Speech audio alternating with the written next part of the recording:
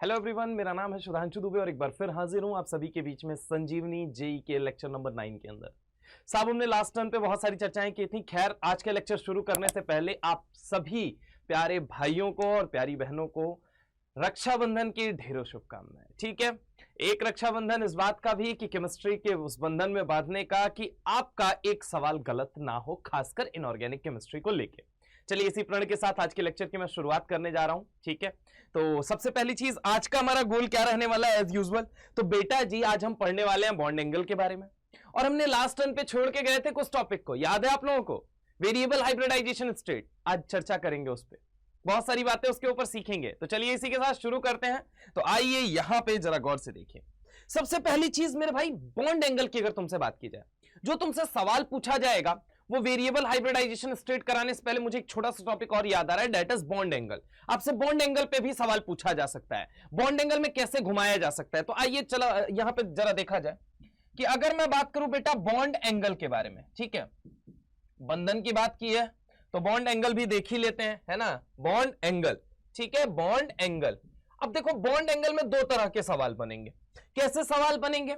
मान लीजिए आपको दे दिया गया कुछ कंपाउंड और कुछ मॉलिक्यूल दे दिए गए और कहा गया इनके बीच में बॉन्ड एंगल कंपेयर करिए। बॉन्ड के बीच में जो एंगल प्रेजेंट है उसको कंपेयर करो कि कहां ज्यादा होगा कहां कम होगा। ठीक है, angle between two bond is known as what? Bond angle. बस सिंपल सा एक फंडा है, angle between two bond in a molecule is known as what? Bond angle. क्या बोला जाएगा उसको? बॉन्ड एंगल बोला जाएगा। अब इंपॉर्टेंट मुद्दा क्या है कि बॉन्ड एंगल आखिर होता क्या है, इस बात पे हम चर्चा करते हैं। आओ सुनो, देखो बेटा, बॉन्ड एंगल का जब केस पढ़ोगे तुम्हारे सामने दो केस नजर आएगा। एक केस नजर आएगा, पहला केस कि लोन पेयर है सेंट्रल एटम के पास। किसके पास? Lone pair, central atom with lone pair, central atom with lone pair, central atom with lone pair. और केस नंबर 2 क्या आएगा? Again central atom without lone pair, central atom without lone pair, central atom without lone pair. क्या आएगा? Central atom without lone pair. दो case आएंगे, central atom with lone pair आएगा, central atom without lone pair आएगा। अब देखो, जैसे कि हमने बात की एलओटी लेविस डॉट स्ट्रक्चर बनाने के लिए कितनी बातों का ध्यान रखना था? दो बातों का। ठीक है, वैलेंशियल इलेक्ट्रॉन पेयर रिपल्शन थ्योरी में हम आए तो हमने कहा प्रेडिक्शन ऑफ ज्योमेट्री कितनी बातों पे हो रही है? दो बातों पे। बॉन्ड कितने तरह का है? दो तरह का। स्टेट कितने तरह का है? दो तरह का।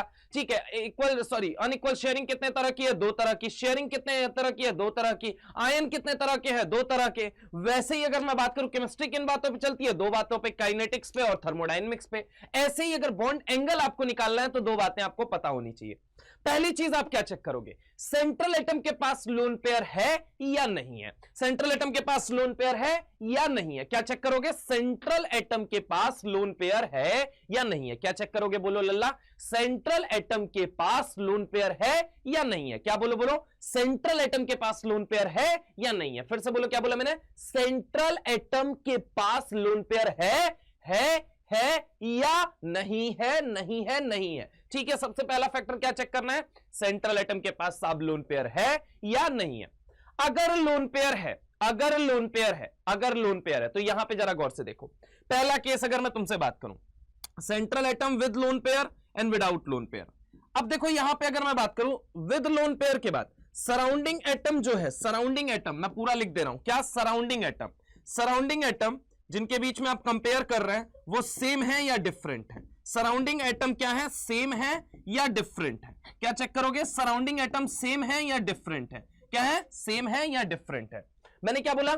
सेंट्रल एटम के पास लोन पेयर है या नहीं है, पहले तो ये चेक करना है। सबसे पहली चीज बॉन्ड एंगल चेक करते वक्त आपको क्या चेक करना है कि सेंट्रल एटम के पास लोन पेयर है या नहीं है। अगर है तो क्या सराउंडिंग एटम सेम है या अलग अलग है? फॉर एग्जाम्पल अभी हम दे के बताएंगे, सुनो यहां पे। अगर मैं तुमसे बात करूं कि सराउंडिंग एटम अगर सेम है या नहीं है, अगर सेम है या नहीं है, अगर सेम है या नहीं है, सबसे पहली चीज क्या चेक करोगे? लोन पेयर है या नहीं है। लोन पेयर है तो सराउंडिंग एटम सेम है या नहीं है? क्या बोलो बोलो, क्या चेक करोगे? बॉन्ड एंगल कंपेयर करोगे, सबसे पहले लोन पेयर चेक करोगे, लोन पेयर सेंट्रल एटम के पास है या नहीं है।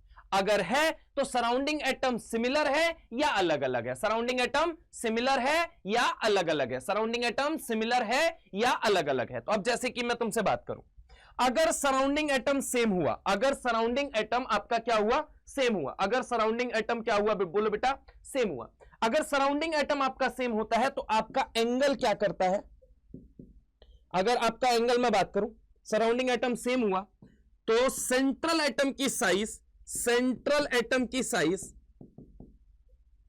जैसे जैसे बढ़ेगी वैसे वैसे बॉन्ड एंगल क्या होगा, बोलो बेटा, बॉन्ड एंगल क्या होगा, बॉन्ड एंगल क्या होगा। सेंट्रल एटम की साइज जैसे जैसे बढ़ेगी, सेंट्रल एटम की साइज जैसे जैसे बढ़ेगी, बॉन्ड एंगल क्या होता जाएगा, कम होता जाएगा। क्या होता जाएगा, कम होता जाएगा। ठीक है, पहला फैक्टर क्या ध्यान रखोगे कि सेंट्रल एटम की साइज बढ़ी तो बॉन्ड एंगल घटा। सबसे पहली चीज बॉन्ड एंगल निकालने के लिए पहले चेक करोगे लोन पेयर है या नहीं है तो सेंट्रल एटम जो है, सेंट्रल एटम जहां पे लोन पेयर है, उस सराउंडिंग एटम जो है, सराउंडिंग एटम जो जुड़ा हुआ है वो सेम है या अलग अलग है। फॉर एग्जांपल, जैसे कि एक एग्जांपल दे देता हूं, मान लो मैंने ले लिया ये सेंट्रल एटम, इसको ए, इसके साथ क्या जुड़ा हुआ है, सराउंडिंग एटम। ये जो जुड़ा होता है इसको हम क्या कहते हैं, सराउंडिंग एटम। ये जो जुड़ा है इसको हम क्या कहते हैं, सराउंडिंग एटम। ये सराउंडिंग एटम पहले तो क्या करना है, सेम है या नहीं है। अगर मान लो सेम है तो आप क्या देखोगे कि सेंट्रल एटम की साइज जैसे जैसे बढ़ेगी, सेंट्रल एटम की साइज, अच्छा साइज नहीं लिखा मैंने, वापस लिख देता हूं मैं, यहां पे रुक जाऊं। सेंट्रल एटम की साइज बढ़ी तो सेंट्रल एटम की साइज बढ़ी तो सेंट्रल एटम की साइज बढ़ी तो सेंट्रल एटम की साइज बढ़ी तो बताओ एंगल क्या होगा, बॉन्ड एंगल क्या होगा, बोलो बेटा, बॉन्ड एंगल क्या होगा, बॉन्ड एंगल क्या होगा, कम होगा। क्या होगा, कम होगा। क्या होगा, बोलो जल्दी, कम होगा। क्या होगा, कम होगा। पक्की बात है, बोलो हाँ या ना। अगर मान लो, अगर मैं बात करता हूं सराउंडिंग एटम जो है, सराउंडिंग एटम अब डिफरेंट हो जाए, सराउंडिंग एटम क्या हो जाए, बड़ा हो जाए, सराउंडिंग एटम क्या हो जाए, बड़ा हो जाए, तो जितना बड़ा, अगर मैं बात करूं चेंज हो जाए, तो जितना बड़ा सराउंडिंग एटम होगा, साइज ऑफ सराउंडिंग एटम बढ़ा, साइज ऑफ सराउंडिंग एटम बढ़ा, तो यहां पे एंगल क्या हो जाएगा, एंगल क्या कर जाएगा, बोलो जल्दी, एंगल क्या कर जाएगा, बोलो बोलो, एंगल क्या कर जाएगा, बढ़ जाएगा। क्या कर जाएगा, बढ़ जाएगा। सबसे पहली चीज बॉन्ड एंगल निकालते वक्त क्या चेक करोगे कि लोन पेयर है या नहीं है। अगर है तो जो सराउंडिंग एटम है वो सेम है या अलग अलग है। अगर वो अलग अलग है तो जैसे जैसे उसकी साइज बढ़ेगी एंगल क्या करेगा, बढ़ेगा। पक्की बात है। अगर मान लो central atom without lone pair है, उसके पास कोई लोन पेयर नहीं है, तो यहां पे आप कैसे चेक करोगे, with the help of hybridization. किससे चेक करोगे, with the help of hybridization. किससे चेक करोगे, बोलो बेटा, with the help of hybridization. बोलो बोलो, किससे चेक करोगे, हाइब्रिडाइजेशन से। फॉर एग्जांपल, जैसे एक होता है sp, एक होता है sp2 और एक होता है sp3। आपको पता है sp3 में लगभग एंगल कितने डिग्री का होता है, 109 डिग्री 28 मिनट के करीब का पाया जाता है। वहीं sp2 में 120 डिग्री का, वहीं sp के अंदर 180 डिग्री का। यानी कि सबसे बड़ा एंगल किसका है, sp का, देन किसका है, sp2 का, देन किसका है, sp3 का। अगर सेंट्रल एटम के पास लोन पेयर हुआ तो आपको इस मेथड से चेक करना है, अगर नहीं हुआ तो आपको इस मेथड से चेक करना है। यानी कि लोन पेयर है तो पहले तो क्या देखोगे, सराउंडिंग एटम सेम है या अलग अलग है। अगर सराउंडिंग एटम सेम आ गया, सराउंडिंग एटम सेम आ गया, तो साइज ऑफ सेंट्रल एटम जैसे जैसे बढ़ेगा एंगल क्या करेगा, बोलो जल्दी, घटेगा। एंगल क्या करेगा, घटेगा। पक्की बात है, हाँ या ना। अच्छा, ऐसा क्यों हो रहा है अभी बताऊंगा, लॉजिक सुनो तो सही। अब दूसरी बात सुनो, अगर मान लो सराउंडिंग एटम क्या हो गया, डिफरेंट हो गया, तो साइज ऑफ सराउंडिंग एटम जितना बढ़ेगा एंगल उतना क्या कर जाएगा, बढ़ जाएगा। अगर मान लो सेंट्रल एटम के पास लोन पेयर है ही नहीं, लोन पेयर है ही नहीं, लोन पेयर है ही नहीं, तो किससे चेक करोगे, हाइब्रिडाइजेशन से। पहले इसको नोट कर लीजिए, लिख लीजिए, फिर हम आगे चलते हैं फटाफट से।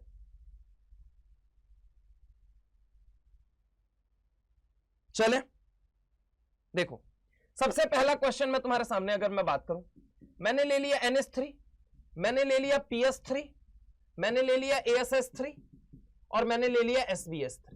पक्की बात है। अब जरा गौर से देखो, ये सेकंड पीरियड का है, ये कौन से पीरियड का है, थर्ड पीरियड का, सेंट्रल एटम की मैं बात कर रहा हूं, ठीक है। ये कौन से पीरियड का है, फोर्थ पीरियड का, ये कौन से पीरियड का है, फिफ्थ पीरियड का। अच्छा, इन सब का ग्रुप कौन सा है, तो ग्रुप नंबर है 15। कौन सा है, बोलो बेटा, ग्रुप नंबर 15। तो नाइट्रोजन ने कितने बॉन्ड बनाया, 3 बॉन्ड बनाया, ठीक है। नाइट्रोजन ने कितने बॉन्ड बनाया, 3 बॉन्ड। बचा कितना इलेक्ट्रॉन, टोटल होगा कितना, 5 इलेक्ट्रॉन। 5 में से 3 क्या बना लिए इसने, बॉन्ड बना लिए। बचा क्या, 2 पेयर ऑफ इलेक्ट्रॉन बच गया। मतलब कि इसके पास क्या है, एक लोन पेयर है। एक क्या है, लोन पेयर। एक इसके पास क्या है, लोन पेयर। इसके पास भी एक लोन पेयर, इसके पास भी एक लोन पेयर, इसके पास भी एक लोन पेयर। सबसे पहले आपको क्या पहचानना है, सेंट्रल एटम के पास लोन पेयर है या नहीं है। तो हमारा आंसर क्या है, हाँ साहब, सेंट्रल एटम के पास लोन पेयर है। अब दूसरा क्वेश्चन क्या है, सबसे पहली चीज यहां पे केस यहां पे लिख देते हैं, सेंट्रल एटम के पास लोन पेयर, पास हो गया। चलो बिल्कुल सही बात है। अब बताओ केस 1 या केस 2, तो आंसर क्या है सर, केस 1 लगाएंगे। अब केस 1 में भी कितने केस हैं? 2 केस हैं कि सेंट्रल एटम के पास जब लोन पेयर है तो सराउंडिंग एटम अलग अलग है या सेम सेम है। तो ये मुझे बताओ, यहां सराउंडिंग एटम हाइड्रोजन, यहां पे भी हाइड्रोजन, यहां पे भी हाइड्रोजन, यहां पे भी हाइड्रोजन। मंगल ग्रह से थोड़ी है भाई, सबके पास हाइड्रोजन है कि नहीं है? बिल्कुल है। यानी सराउंडिंग एटम क्या है सर? सराउंडिंग एटम जो है वो सेम सेम है। क्या है? सेम सेम है। बिल्कुल सही बात है। अब केस नंबर 1 में भी कौन सा रूल लगाओगे? मैंने क्या बोला? सराउंडिंग एटम क्या होना चाहिए? सेम। अगर सराउंडिंग एटम सेम हुआ तो सेंट्रल एटम की साइज जैसे जैसे बढ़ेगी, एंगल वैसे वैसे छोटा होगा। तो आइए देखिए यहां पे, अगर मैं बात करूं, यहां तुम सेकंड से कहां जाओगे? थर्ड में। थर्ड से तुम कहां जाओगे? फोर्थ में। फोर्थ से तुम कहां जाओगे? फिफ्थ में।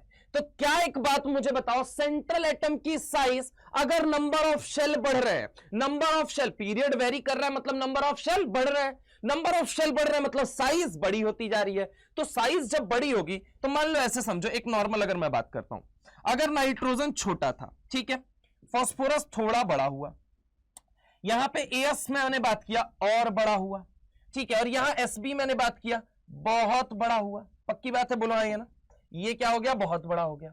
अब समझने की कोशिश करो, समझने की। यहां पे 3 हाइड्रोजन को जोड़ो, 1 2 3, ऐसे सोचो। यहां पे भी 3 को जोड़ो, यहां पे भी 3 को जोड़ो, यहां पे भी 3 को जोड़ो। अब देखो, जैसे जैसे तुम आगे जा रहे हो साइज क्या कर रही है? बढ़ रही है। जब साइज बड़ी होगी, जब साइज बड़ी होगी तो यहां पे क्या हो जाएगा? ये मुझे बताओ। जब यहां पे एकदम मिनिमम रिपल्शन, यहां पे थोड़ा ज्यादा रिपल्शन, यहां पे एकदम कम, यहां पे मिनिमम। अब जरा गौर से समझो, कहना क्या चाहता हूं मैं। ये इलेक्ट्रॉन पेयर है, ये इलेक्ट्रॉन पेयर है, ये इलेक्ट्रॉन पेयर है, ये इलेक्ट्रॉन पेयर, यहां पे भी ये। जैसे जैसे अगर मैं बात करूं, ये समझने की कोशिश करना, ये मान लो ये बॉन्ड था बना हुआ, समझ रहा हूं मेरी बात को? यहां पर समझने की कोशिश करो। देखो, जब तुम देखोगे बेटा, यहां पे ये जो इलेक्ट्रॉन था, यहां पे जो बॉन्डेड इलेक्ट्रॉन थे, अब बॉन्डेड इलेक्ट्रॉन क्या थे? पास पास थे। जब साइज छोटी थी तो बड़े पास पास थे, साइज बढ़ती गई, ये डिस्पर्स होते गए, ये दूर होते गए। जितना बड़ा होगा, जितने बड़े वाला होगा, उतना ज्यादा फैलेगा। क्या फैलेगा? एक बात तो, इलेक्ट्रॉन डेंसिटी उतनी ज्यादा फैलेगी। अब इलेक्ट्रॉन डेंसिटी जब फैली तो एक चीज मुझे बताओ, यहां पर रिपल्शन क्या हो गया? कम हो गया। रिपल्शन कम हुआ या नहीं हुआ? जैसे जैसे साइज बढ़ रही है, यहां पे लिख रहा हूं, साइज बढ़ रही है, रिपल्शन क्या कर रहा है? रिपल्शन बिटवीन इलेक्ट्रॉन घट रहा है। रिपल्शन बिटवीन इलेक्ट्रॉन क्या हो रहा है? बोलो जल्दी। घट रहा है।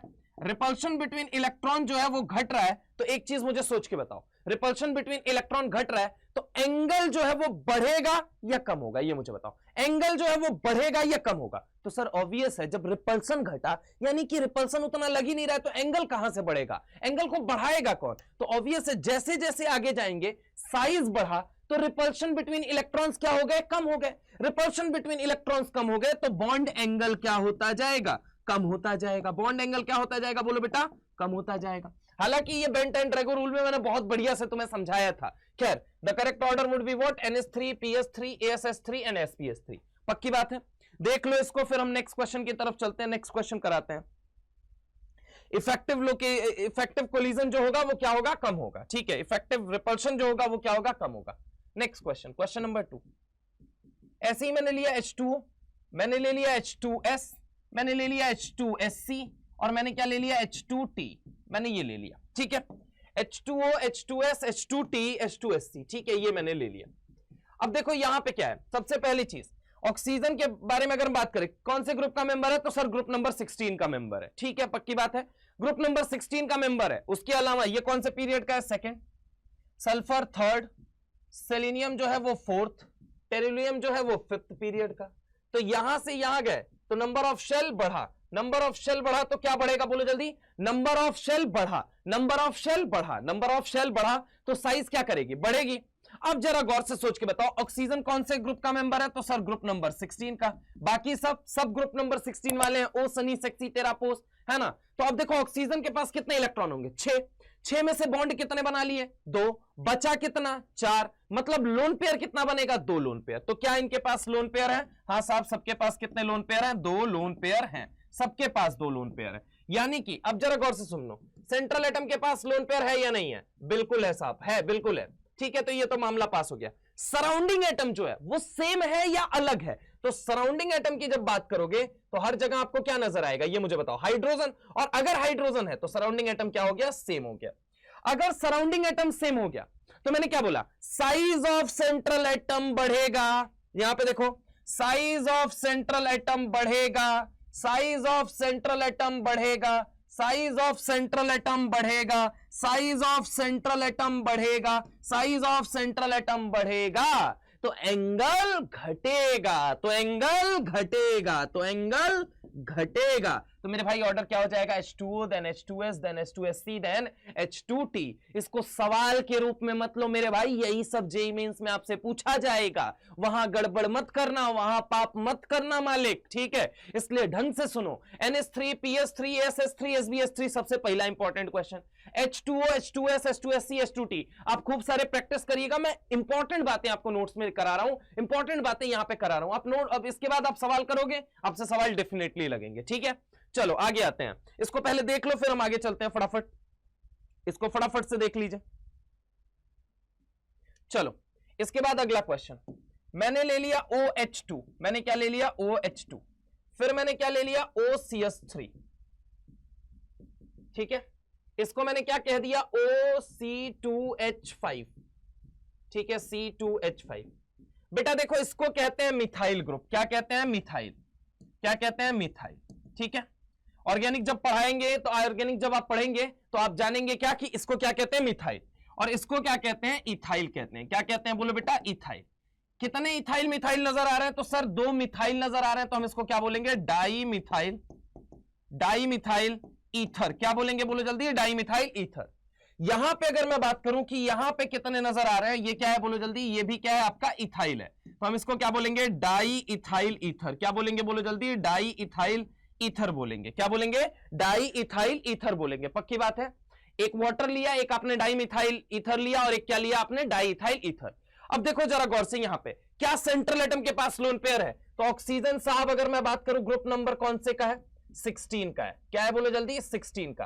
तो यहां पे कितने बॉन्ड बना रखे हैं इसने, 2 बॉन्ड बना रखे हैं, है ना। तो लोन पेयर कितने होंगे इसके पास, तो 2 लोन पेयर होंगे। सबसे पहली चीज, क्या सेंट्रल एटम के पास लोन पेयर है, सेंट्रल एटम के पास लोन पेयर है, सेंट्रल एटम के पास लोन पेयर है, हाँ साहब बिल्कुल है।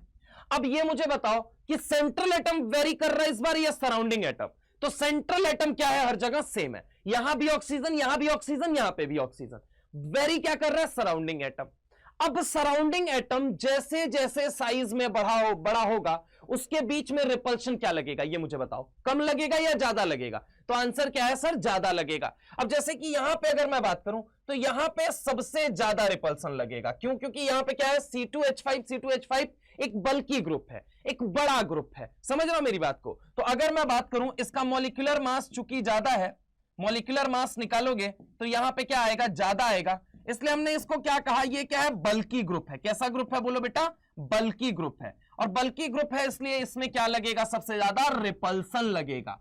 और चूंकि रिपल्सन लगेगा, इस वजह से इसका जो एंगल है, इसका जो एंगल है, ये क्या कर जाएगा, बढ़ जाएगा। ये बल्की ग्रुप है तो इसके बीच में क्या होगा, टन टना टन टन टना टन टन टना टन टन टना टन टन टना टन टन टना टन टन। तो ये क्या हो गया, एंगल, जो एंगल समझो यहां पे, ये एंगल है, टन टना टन टन टना टन टन टना टन टन, यानी कि ये एंगल क्या कर जाएगा, फैल जाएगा, बढ़ जाएगा। क्या मेरी बात समझ में आ रही है, नहीं आ रही है? आ जाओ इधर आ जाओ। इसका मॉलिक्यूलर मास थोड़ा कम है तो इसमें टन टन टन टन टन टन टन टन होगा, लेकिन उसके कंपैरिजन में कम होगा। क्या मेरी बात समझ में आ रही है, नहीं आ रही है? बोलो, पक्की बात है। यहां पे क्या होगा, टन टना टन टन टना टन टन टना टन टन टना टन, दूर भागेंगे, रिपल्सन बढ़ेगा, एंगल जो है वो बढ़ेगा। यहां पे टन टन टन टन टन, यहां पे टन टना टन नहीं होगा, टन टन टन टन टन, यानी कि थोड़ा कम रिपल्सन, यानी कि minimum repulsion compare to that. तो अगर यहां पे थोड़ा कम रिपल्सन होगा तो यहां एंगल भी क्या होगा, थोड़ा मिनिमम, थोड़ा कम। बोलो हाँ या ना? तो यहां पे अगर मैं बात करूं बेटा, अगर मैं इसको A कह रहा हूं, इसको B कह रहा हूं और इसको मैं कह रहा हूं C, तो आप मुझे सोच के बताइए, ये तो बहुत छोटे वाला है मेरे भाई, एकदम छोटे वाला हाइड्रोजन है, इत्तू सा है बेचारा, तो यहां छोटे छोटे हाइड्रोजन में कोई रिपल्सन नहीं होगा, छोटे छोटे हाइड्रोजन में कोई रिपल्सन नहीं होगा। तो यहां पे मुझे बताओ करेक्ट ऑर्डर क्या हो जाएगा, A सबसे बड़ा, देन क्या हो जाएगा बी, देन क्या हो जाएगा सी। मुझे लगता है अब क्लियर है आप लोगों को, पक्की बात है। चलें आगे, चलें नेक्स्ट क्वेश्चन दे। चलो पहले इसको देख लो, फिर हम आगे चलते हैं फटाफट से,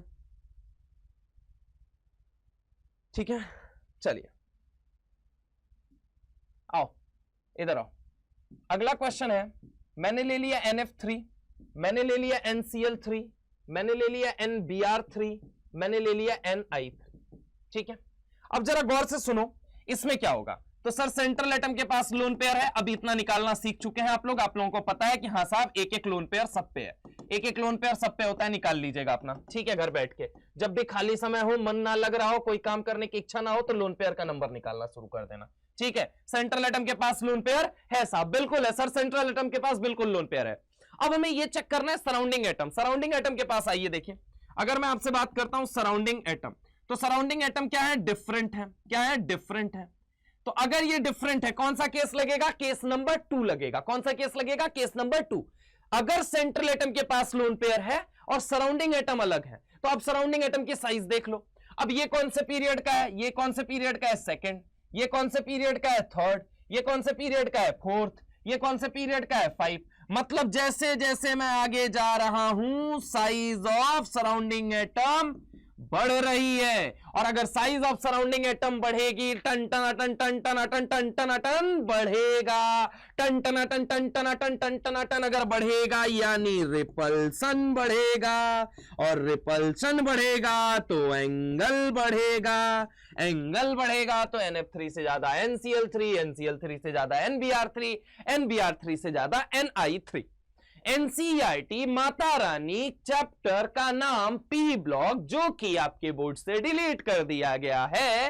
लेकिन जब आप सवाल IIT जेई के लेवल पे करोगे, कॉम्पिटिटिव लेवल पे करोगे, जेई मेंस के लेवल पे करोगे, नीट के लेवल पे करोगे, ओलंपियाड के लेवल पे करोगे, तो वो माता रानी का, वो गीता का, वो बाइबल का, वो कुरान का वो शब्द बड़ा इंपॉर्टेंट होता है। माता रानी जी ऐसा कहती हैं कि जो NCl3 है ये एक्सप्लोसिव होता है। कैसा होता है, एक्सप्लोसिव होता है। लेकिन आपकी जानकारी के लिए, आपकी उम्दा जानकारी के लिए, आपके उम्दा प्रदर्शन के लिए, जो आप एग्जाम में अच्छा करके आए, इस वजह से मैं आपको बताना चाहूंगा all 3 are explosive, all 3 are explosive, all 3 are explosive. ये सब के सब एक्सप्लोसिव होते हैं मेरे भाई। थोड़ा कम होता है NF3, थोड़ा कम होता है, वैसे तो सब होते हैं लेकिन ये क्या है, थोड़ा कम एक्सप्लोसिव होता है। एक्सप्लोसिव बोले तो उग्रवादी, यानी कि आपसे बेहतर कौन बढ़िया समझ सकता है मेरे भाई कि उग्रवादी समझो। एक्सप्लोसिव, एक्सप्लोसिव का मतलब क्या होता है, एक्सप्लोसिव, एक्सप्लोसिव समझ रहे हो, फील लो, फील समझ रहे हो। एक्सप्लोसिव मतलब रिएक्ट करने वाला, बहुत हाईली रिएक्टिव मेरे भाई आपकी तरह, बिल्कुल समझ रहा है। इसीलिए मैं आपसे बात कहता हूं, समझ रहा है। ये कैसा होता है, एक्सप्लोसिव होता है। एक्सप्लोसिव बोले तो बहुत ज्यादा रिएक्टिव होता है, बहुत ज्यादा भयावह होता है। तो यानी कि NCl3, NBr3, NI3 ये तीनों एक्सप्लोसिव हैं। ये है लेकिन थोड़ा कम है, ठीक है, इन सब में थोड़ा कम होता है। तो ये क्वेश्चन बन सकता है आपके सामने, तो इसलिए मैंने आपको बता दिया, इसको नोट करिए, फिर हम नेक्स्ट क्वेश्चन की तरफ आगे बढ़ते हैं। चले आगे, क्या चले, बोलो, आ जाओ नेक्स्ट क्वेश्चन, आ जाओ।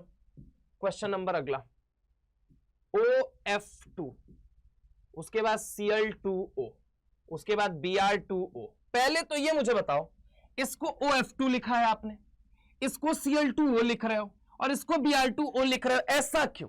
तो मेरे भाई याद रखना कैसे हम लिखते हैं। मोर ईएन वाला पहले आता है, मोर ईएन वाला पहले आता, सॉरी मोर ईएन वाला बाद में आता है, मोर ईएन वाला बाद में आता है, मोर ईएन वाला बाद में आता है, मोर ईएन वाला बाद में लिखा जाता है, मोर ईएन वाला बाद में लिखा जाता है, मोर ईएन वाला बाद में लिखा जाता है, ठीक है। लेस ईएन वाला, जिसकी इलेक्ट्रोनेगेटिविटी, जिसकी औकात जो होती है वो कम होती है, लेस ईएन वाला पहले लिखा जाता है, लेस ईएन वाला पहले लिखा जाता है, लेस ईएन वाला पहले लिखा जाता है, लेस ईएन वाला पहले लिखा जाता है, ठीक है। मोर ईएन वाला बाद में लिखा जाता है, लेस ईएन वाला पहले। अब देखो ऑक्सीजन में अगर मैं बात करूं तो इसकी इलेक्ट्रोनेगेटिविटी 3.5, फ्लोरीन की कितनी होती है 4। मोर ईएन वाला बाद में लिखा जाता है, लेस ईएन वाला पहले लिखा जाता है, मोर ईएन वाला बाद में लिखा जाता है, और ऑक्सीजन वाला जो है वो मतलब ऑक्सीजन बोले तो लेस ईएन वाला पहले लिखा जाता है। ऐसे ही ऑक्सीजन की अगर हम बात करें तो यहां पे 3.5 है, कितनी है 3.5 है।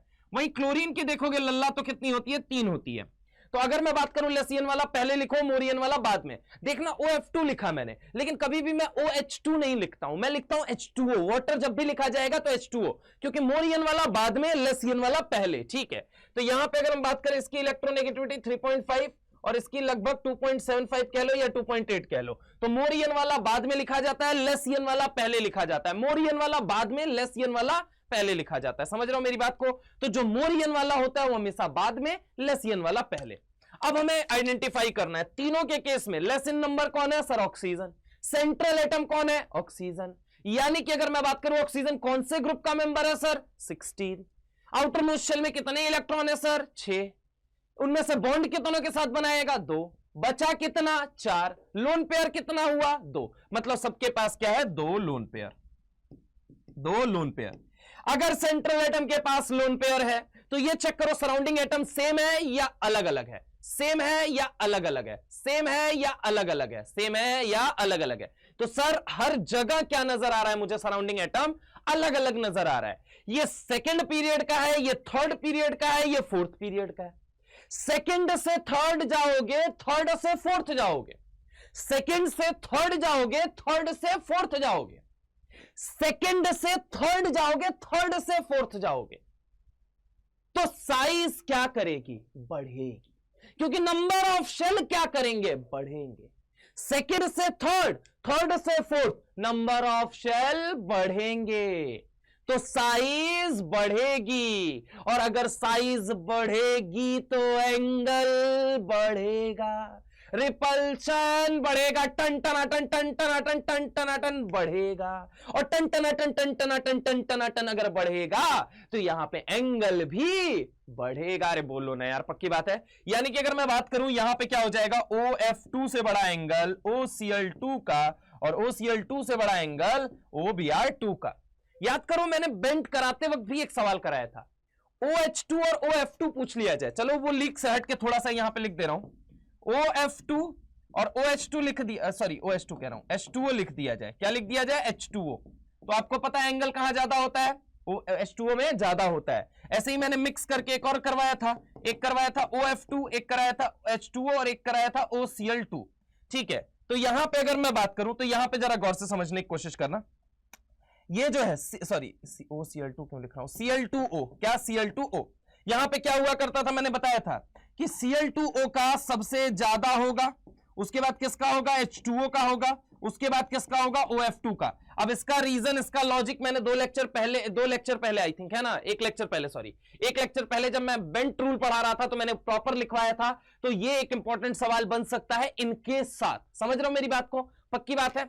चलो तो इसको देख लीजिए, नोट कर लीजिए, फिर हम आगे चलते हैं। फटाफट से इसको नोट कर लेंगे सारे लोग, इसके बाद हम आगे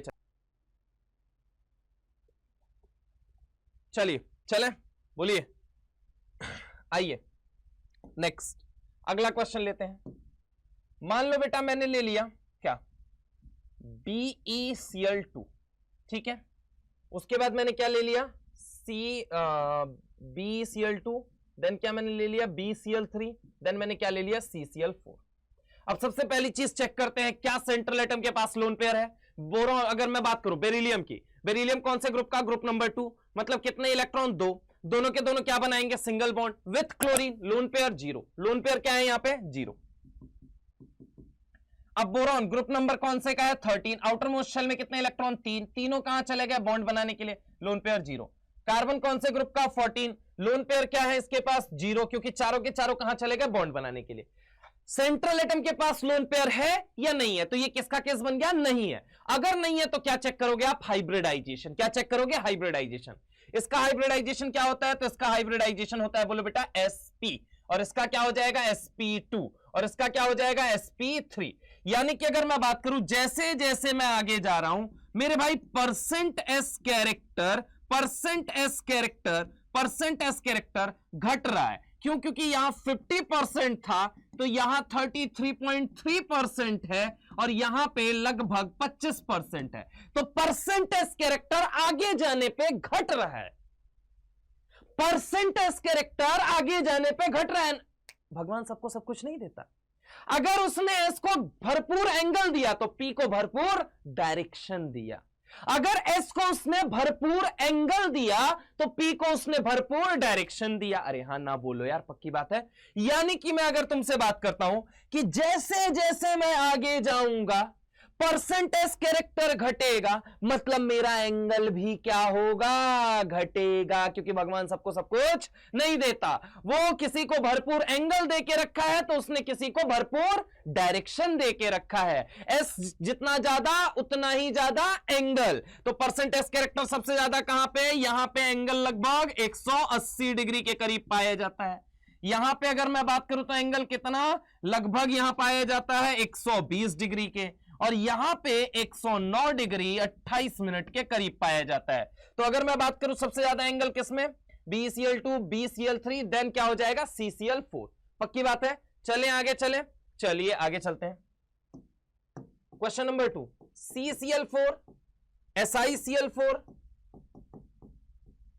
GeCl4। अब कंपेयर कीजिए CCl4, SiCl4, GeCl4। फटाफट से कंपेयर करके बताइए, फटाफट से कंपेयर करके आप लोग बताएंगे मेरे को। चलिए करूं मैं कंपेयर। आओ देखो यहां पे, देखो बेटा यहां पे काफी सारे लोग गलती कर जाएंगे। सेंट्रल एटम, सराउंडिंग एटम, अरे नहीं लगाना है भाई। अगर हाइब्रिडाइजेशन सेम है, अगर पहले तो ये चेक करो सेंट्रल एटम के पास लोन पेयर है या नहीं, तो सब कहां के हैं, ग्रुप नंबर 14 के। 14 मतलब आउटर मोस्ट शेल में कितने इलेक्ट्रॉन है, 4। और अगर 4 इलेक्ट्रॉन है, अगर 4 इलेक्ट्रॉन है, 4 में से बॉन्ड कितने बनाए, चारों ने 4-4 बॉन्ड बनाए।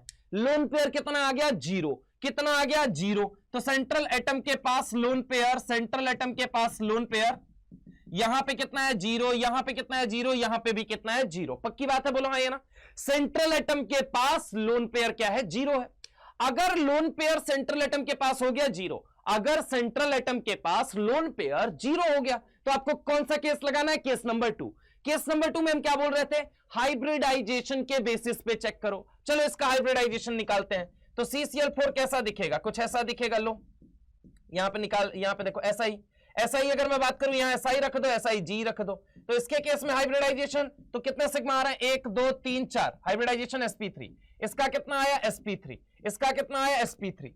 अगर हाइब्रिडाइजेशन है सेम तो एंगल के बारे में कुछ सोचना ही नहीं है आपको। यानी कि क्या कहना चाहते हो सर, परसेंटेज कैरेक्टर इसके अंदर बताओ कितना है सर, 25 है। इसके अंदर कितना है, 25 है। इसके अंदर कितना है, 25 है। सर क्या मजाक कर रहे हो, मैं मजाक कहां कर रहा हूं, मैं तो यही कह रहा हूं अगर हाइब्रिडाइजेशन सिमिलर है तो परसेंटेज कैरेक्टर सिमिलर है, तो एंगल भी क्या होगा। तो ये कहना चाहते हो एंगल बराबर होगा, बिल्कुल बराबर होगा। तो यहां पे मैं लिख दे रहा हूं compare bond angle, compare bond angle. ठीक है, बॉन्ड एंगल अपन कंपेयर करेंगे तो यहां पे क्या हो जाएगा, CCl4, SiCl4, GeCl4। ठीक है, तो इसमें बॉन्ड एंगल क्या हो जाएगा, सिमिलर हो जाएगा। पक्की बात है।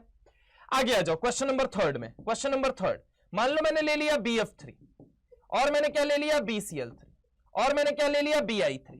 कमेंट सेक्शन में मैं आपके जवाब का इंतजार करूंगा कि आप सब लोग मुझे इस सवाल का जवाब देंगे।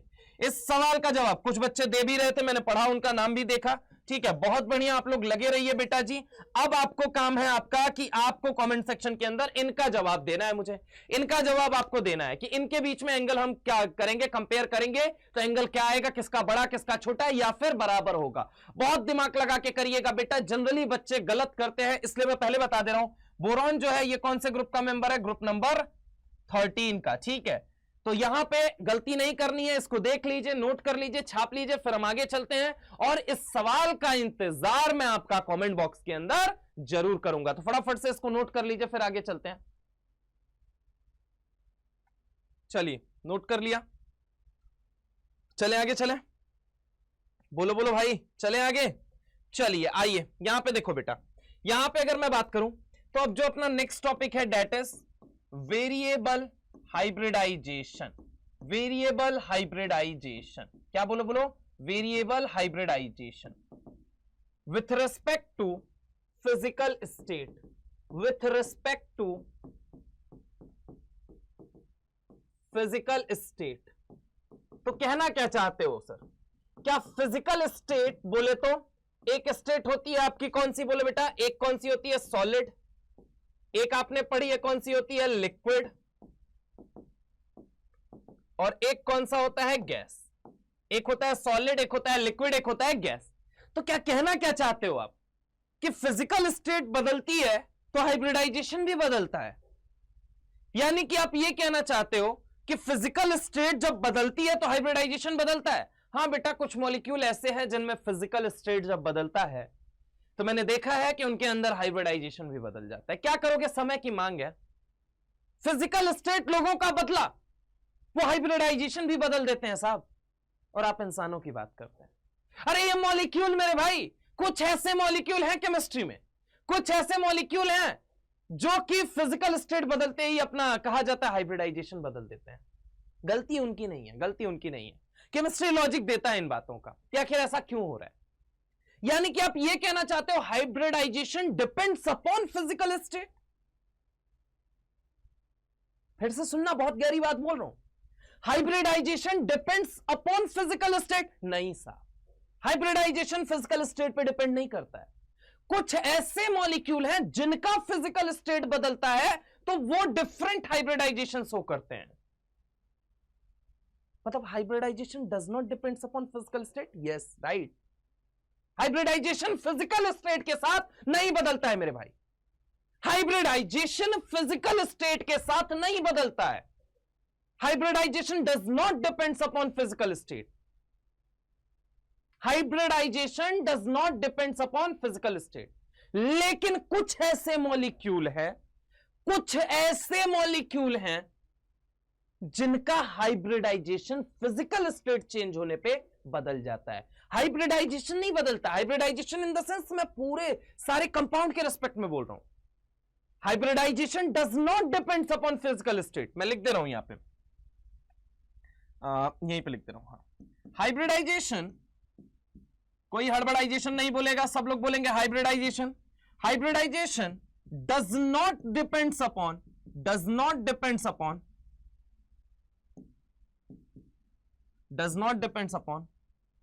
Physical state. Hybridization does not depends upon physical state. Although there are few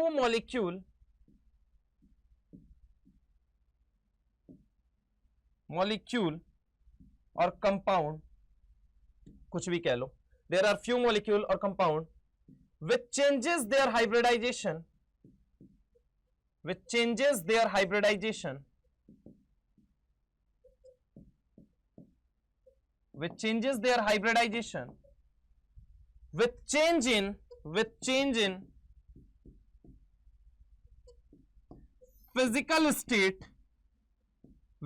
in physical state।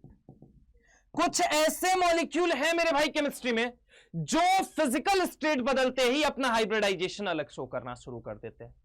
वजह क्या है सर इनके पीछे? Due to exchange reaction. किसकी वजह से? Due to exchange reaction. हालांकि इसके पीछे का लॉजिक क्या है, वजह क्या है, इतना डेप्थ हमारे उसमें है ही नहीं, सिलेबस में है ही नहीं, लेकिन मैं आपको फिर भी बता दे रहा हूं। वर्ड वो जो आपके लिए इंपॉर्टेंट रोल प्ले करेगा, की रोल प्ले करेगा, वो क्या है? वो है एक्सचेंज रिएक्शन। मतलब कि अगर कहा जाए कि हाइब्रिडाइजेशन क्या फिजिकल स्टेट पे डिपेंड करता है? नहीं साहब, नहीं करता है। लेकिन कुछ ऐसे मॉलिक्यूल हैं जिनका hybridization with change in physical state बदलता है। कुछ ऐसे मॉलिक्यूल हैं जिनका hybridization with change in physical state बदलता है। और अगर with change in physical state बदल रहा है तो उसके पीछे वजह तो कुछ ना कुछ होगी ना भाई। Due to exchange reaction. किसकी वजह से? Due to exchange reaction. किसकी वजह से?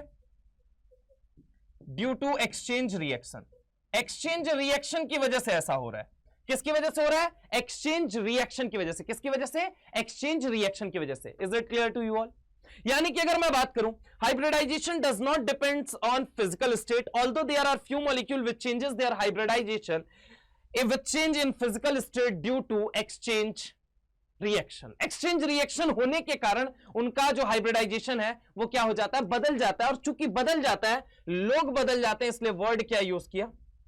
बदलता हुआ हाइब्रिडाइजेशन। बदलता हुआ हाइब्रिडाइजेशन मौसम के अनुसार, बदलता हुआ हाइब्रिडाइजेशन विथ रिस्पेक्ट टू मौसम, सॉलिड, लिक्विड एंड गैस। अब जैसे कि वाटर है, वाटर जो है, अगर वाटर की बात करोगे तो वो लिक्विड है, H2O। अगर लिक्विड स्टेट में देखोगे तो भी हाइब्रिडाइजेशन क्या है? sp3। गैस में चला गया, वेपर बन गया, H2O का वेपर बन गया, तो हमने क्या कहा? sp3 फिर भी वही है। सॉलिड मतलब आइस के फॉर्म में है जब वो, तब वो क्या है उसका, अगर मैं बात करूं हाइब्रिडाइजेशन तो भी sp3 है। मतलब उसका फिजिकल स्टेट बदलने के साथ वाटर का हाइब्रिडाइजेशन नहीं बदल रहा है। लेकिन कुछ ऐसे मॉलिक्यूल हैं जिनका हाइब्रिडाइजेशन विथ रिस्पेक्ट ऑफ मौसम बदल जाता है। मौसम बोले तो फिजिकल स्टेट, मतलब बदलता हुआ हाइब्रिडाइजेशन आज के जमाने में विथ रिस्पेक्ट ऑफ मौसम। मौसम बोले तो फिजिकल स्टेट, और बदलता हुआ वेरिएबल। समझ रहे हो? अब ये कहां वेरी करता है?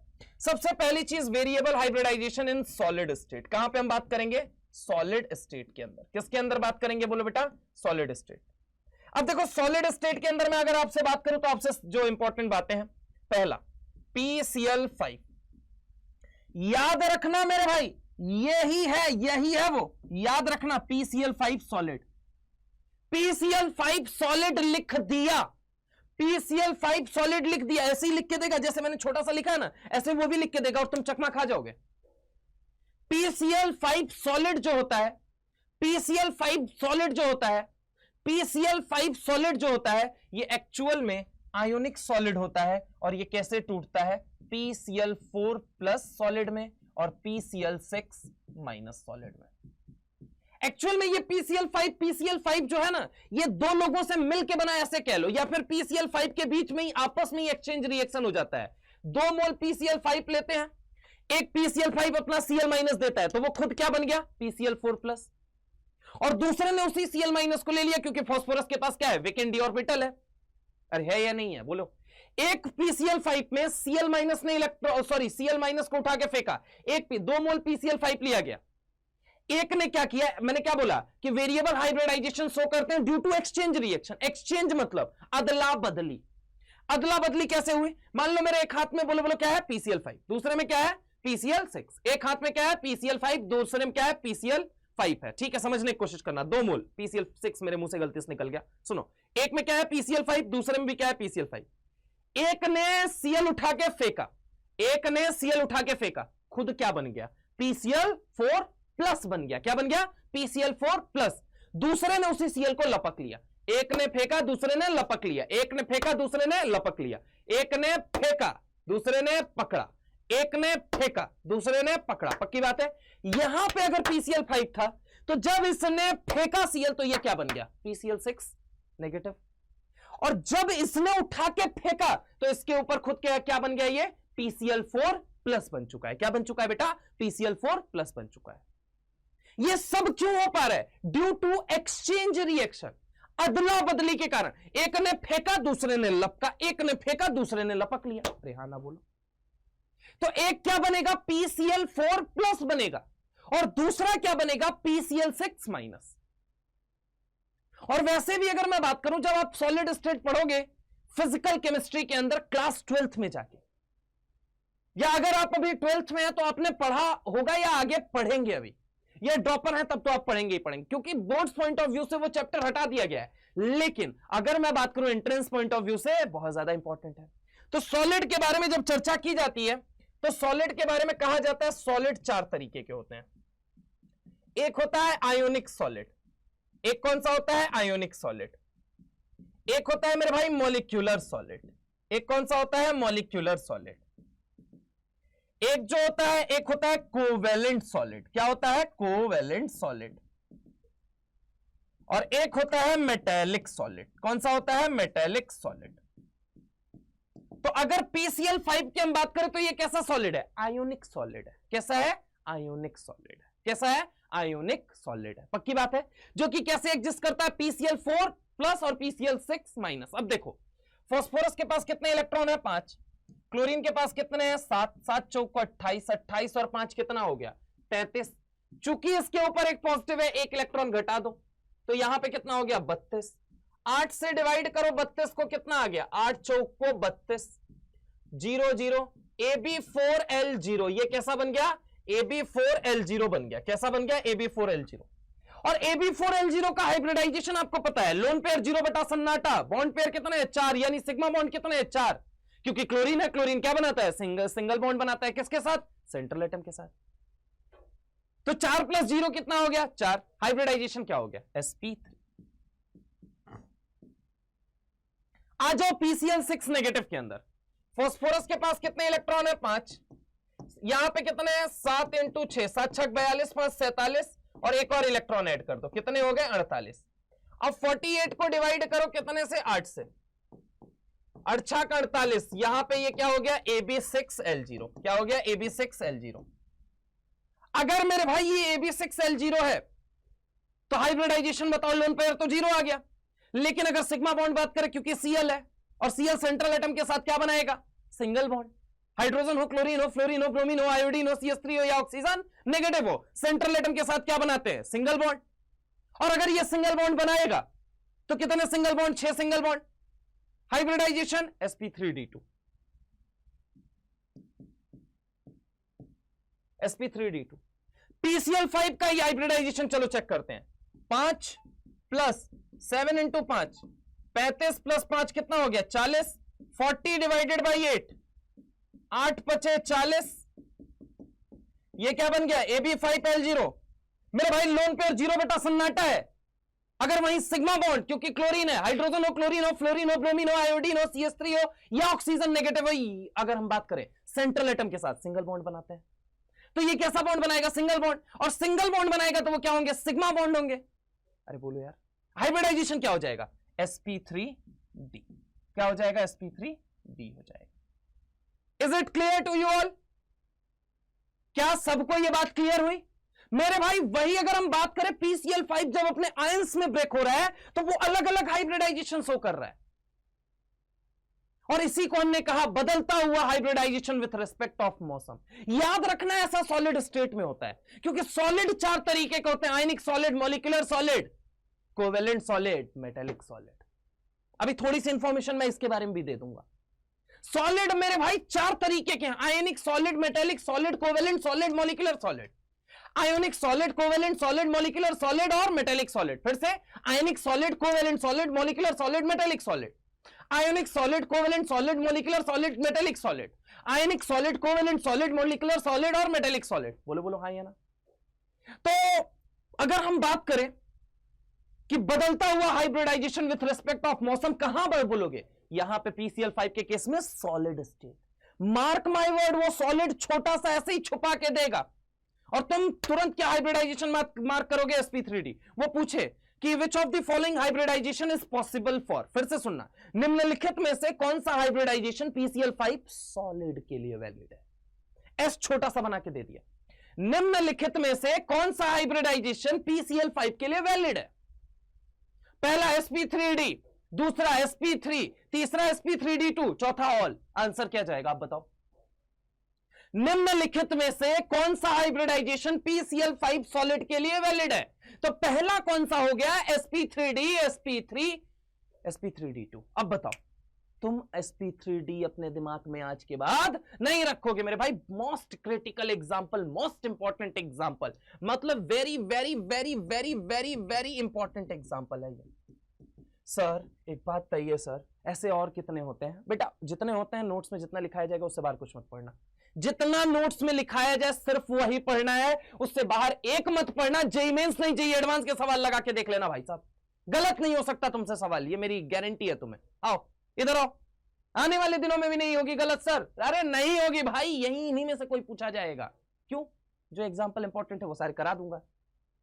हाँ जरा, तो यहां पे आओ, ये देखो सबसे पहली चीज, पहला कौन सा होता है PCl5 सॉलिड, दूसरा सर PBr5 सॉलिड, तीसरा सर Cl2O6 सॉलिड, चौथा सर N2O4 सॉलिड, पांचवा सर N2O5 सॉलिड, छठा सर XeF6 सॉलिड।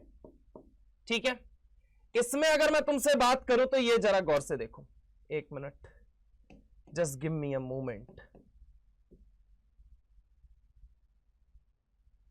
ये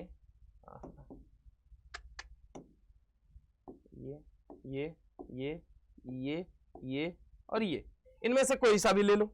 अब जरा गौर से देखो, यहां पे अगर मैं तुमसे बात करता हूं तो जरा गौर से समझने और सीखने की कोशिश करना। एक मिनट, यहां पे इसको कितने मोल? 2 मोल। बाकी सबको कितने मोल लेते हैं? 1-1 मोल लेते हैं। ठीक है, सबका 1-1 मोल लिया जाता है, बाकी सबको, बाकी अगर इनकी हम बात करें तो ये 2 मोल। ठीक है, अब इसको तोड़ो, सॉलिड स्टेट में ये टूटेगा। अब मैं तुमको याद रखने का भी सिंपल तरीका बता दे रहा हूं।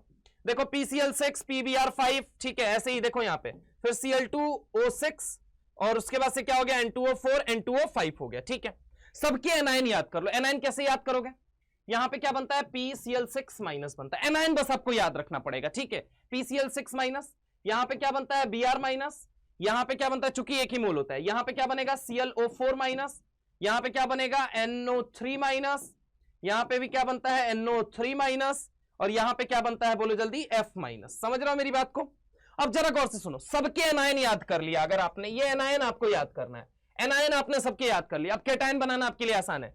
देखो कितने फास्फोरस थे, दो में से क्लोरीन कितने थे, 10 में से क्लोरीन कितने चले गए, 6, फास्फोरस कितना चला गया, 1, बचा फास्फोरस कितना, 1, क्लोरीन कितने बचे सर, 4 बचे हैं, तो वो क्या बना दो, PCl4+। तो जब ये टूटता है तो क्या बनाता है, PCl4 सॉलिड बनाता है, प्लस साथ में क्या बनाता है, PCl6 नेगेटिव बनाता है जब ये टूटता है, ठीक है। और यहां पे अगर हम बात करें तो यहां पे क्या बनता है, PBr4 पॉजिटिव प्लस क्या बनता है, Br नेगेटिव, क्योंकि 5 ही Br है, एक मूल लिया है। यहां पे क्या बन जाएगा, ClO4 माइनस बना, बचा कितना, क्लोरीन, 1 क्लोरीन, ऑक्सीजन कितना बचा, 2, तो ClO2 पॉजिटिव हो गया, ठीक है।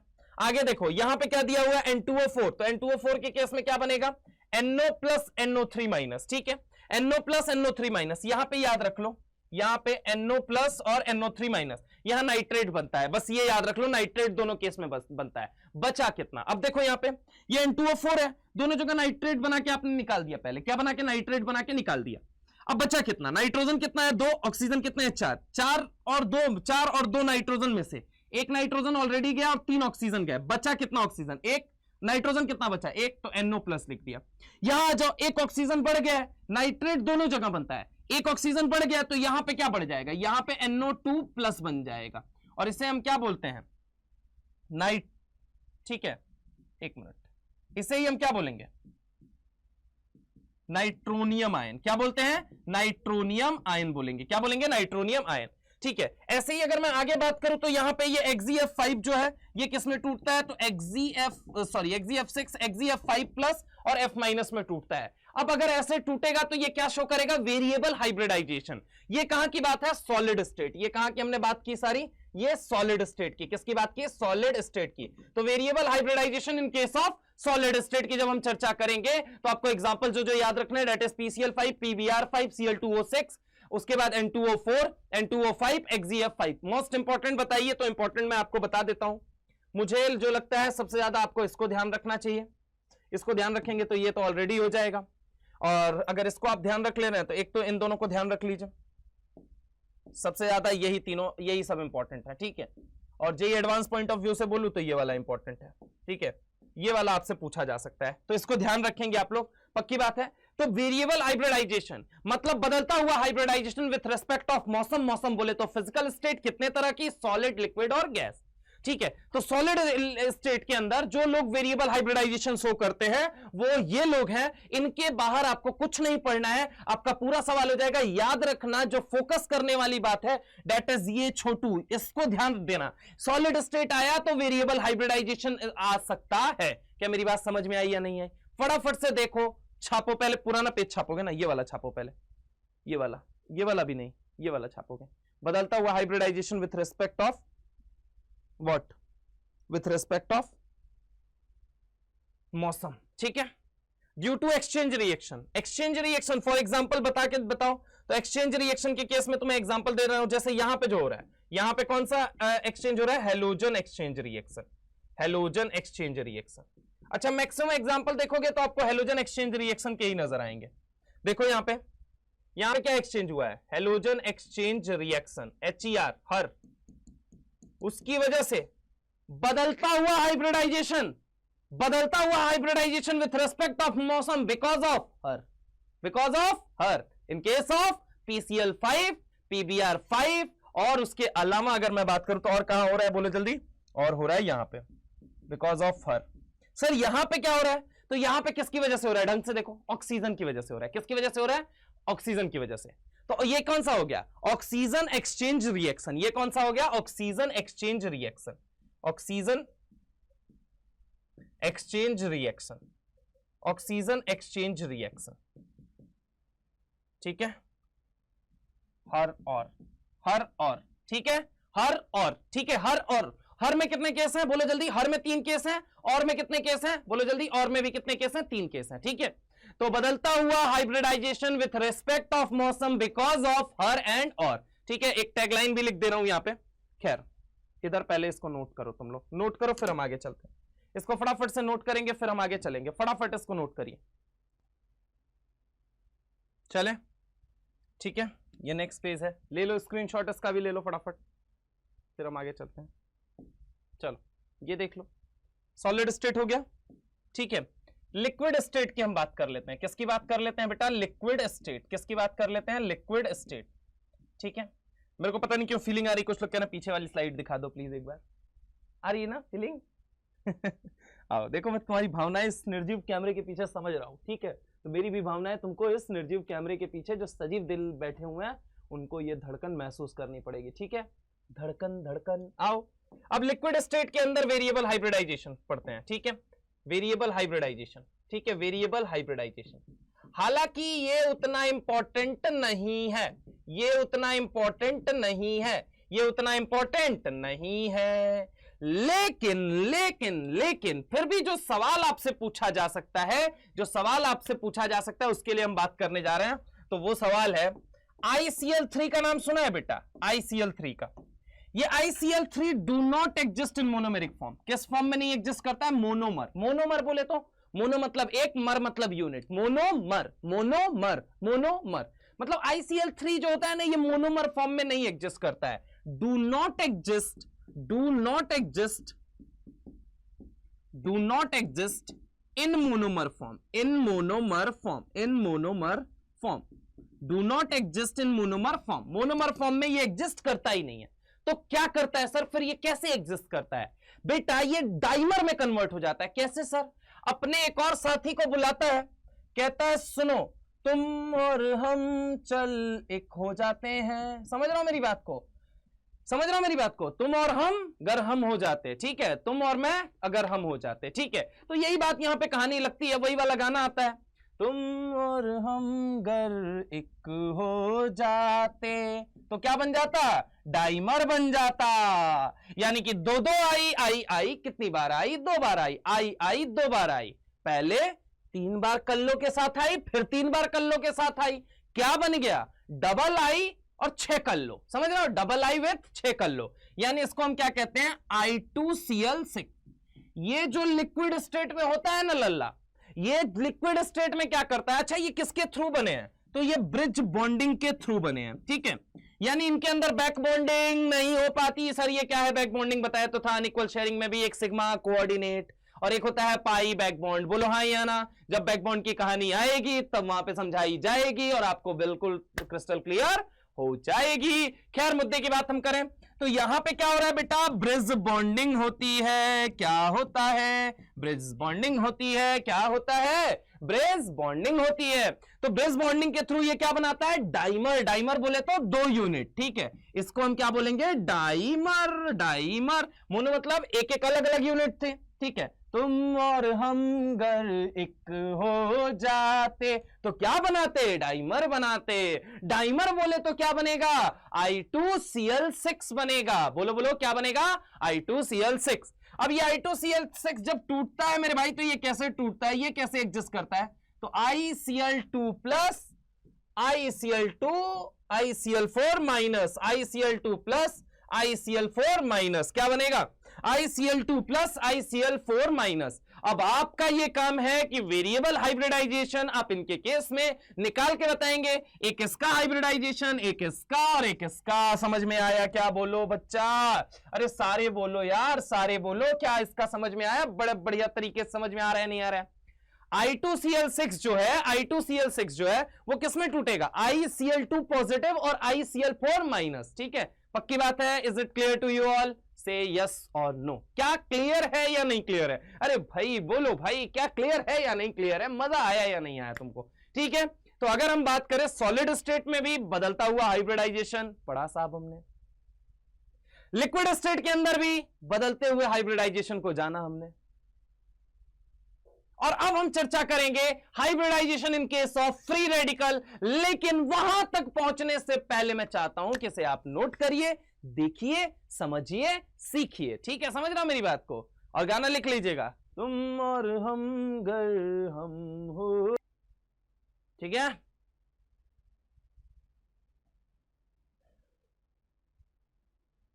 एक दो और बातें एक्स्ट्रा जानना चाहते हो जो पूछा नहीं जाएगा लेकिन फिर भी जान लो। ये कैसा होता है? येलो ऑयली लिक्विड होता है। ठीक है, और दूसरी चीज अगर इसके बारे में एक और चर्चा किया जाए तो इसके पास क्या होता है? सेल्फ आयोनाइजेशन पावर होती है। क्या होती है? Self ionization power. इसके पास होती है सेल्फ आयोनाइजेशन पावर। ठीक है, चलिए। तेरे बिना ना आए सुकून ना आए करार।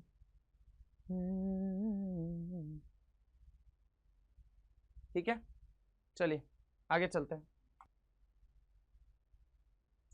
चलो, ठीक है, अब क्वेश्चन है, question, which of the following,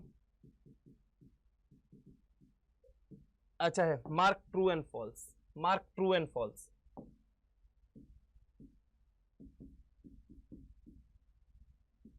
true and false बताना है आपको। ठीक है, सबसे पहली चीज, sodium, magnesium, aluminium are metallic, metallic solid बताना है आपको। ठीक है, दूसरी चीज, KCl, NaCl, MgO, KF। ठीक है, ऐसे ही अगर मैं बात करूं CSF, यही छोड़ते हैं, आर आयोनिक सॉलिड, ये आयोनिक सॉलिड होते हैं। तीसरी चीज, diamond, a giant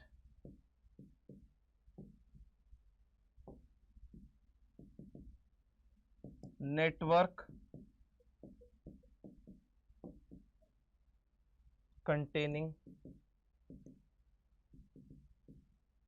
species is a covalent solid, is a covalent solid। ठीक है, और चौथा ये हो गया, आयनिक हो गया, मेटेलिक हो गया, कोवेलेंट हो गया, मॉलिक्यूलर, मीथेन, इथेन। ठीक है, यहां पे लिख दे रहा हूं, methane, ethane, methane, ethane and other organic compound, and other organic compound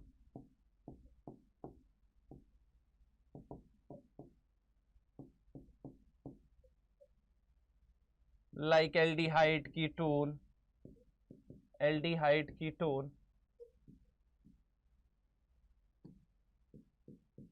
ketone are molecular solid, are molecular solid, are molecular solid।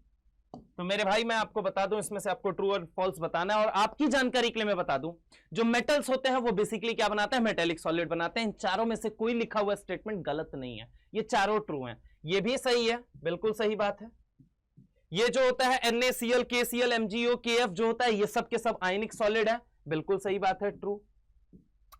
Diamond a giant network containing species, giant network मतलब घना network, खूब catenation होने के कारण खूब लंबे लंबे, खूब ढेर सारे क्या बनाएगा? वो लेंथ में जोड़ता चला जाएगा कार्बन को, तो वो जाइंट नेटवर्क बन जाएगा। क्या बन जाएगा? Giant network. अच्छा, जाइंट नेटवर्क क्यों बना रहा है, या फिर कोवेलेंट सॉलिड ही क्यों बनता है? ड्यू टू, मैं तुम्हें बता दूं, ड्यू टू कैटेनेशन। कैटेनेशन उनमें से एक इंपॉर्टेंट वजह है जिसकी वजह से वो क्या बनाता है? जाइंट नेटवर्क बनाता है। तो ड्यू टू कैटेनेशन, कैटेनेशन होने की वजह से वो क्या बनाता है? जाइंट नेटवर्क बनाता है। और जाइंट नेटवर्क वाले जो होते हैं वो कौन होते हैं? कोवेलेंट सॉलिड होते हैं। चूंकि ये एग्जांपल आपसे पूछा जाता है इसलिए मैंने ये करवा दिया। ये सवाल कराने का रीजन ही क्या है? एक तो ये वाला और एक ये वाला, ये दोनों जो होते हैं ये इंपॉर्टेंट पॉइंट होते हैं जो आपको याद होने चाहिए, इस वजह से मैंने ये सवाल करा दिया आपको यहां पे। ठीक है, CH4, C2H5 and other organic compound like aldehyde, ketone, carboxylic acid, ये सब क्या होते हैं? ये चूंकि मॉलिक्यूल्स के फॉर्म में रहना पसंद करते हैं, इसलिए हम इसको क्या कहते हैं? Molecular solid. तो यानी कि इनमें से निम्नलिखित में से कोई भी कथन क्या नहीं है? गलत नहीं है, सब क्या है? ट्रू है। तो सर ये दिया ही क्यों है? जब सारे ट्रू है तो फॉल्स क्यों लिखा है? लिख ही देते कि बस ट्रू लिख के छोड़ देना आंसर के अंदर। मेरे भाई तुम्हें याद कराना है मेरा उद्देश्य, ठीक है? तो इसको देख लीजिए, नोट कर लीजिए, फिर हम आगे चलते हैं फटाफट से। इसको फटाफट से नोट कर लो। चलिए next question, which of the following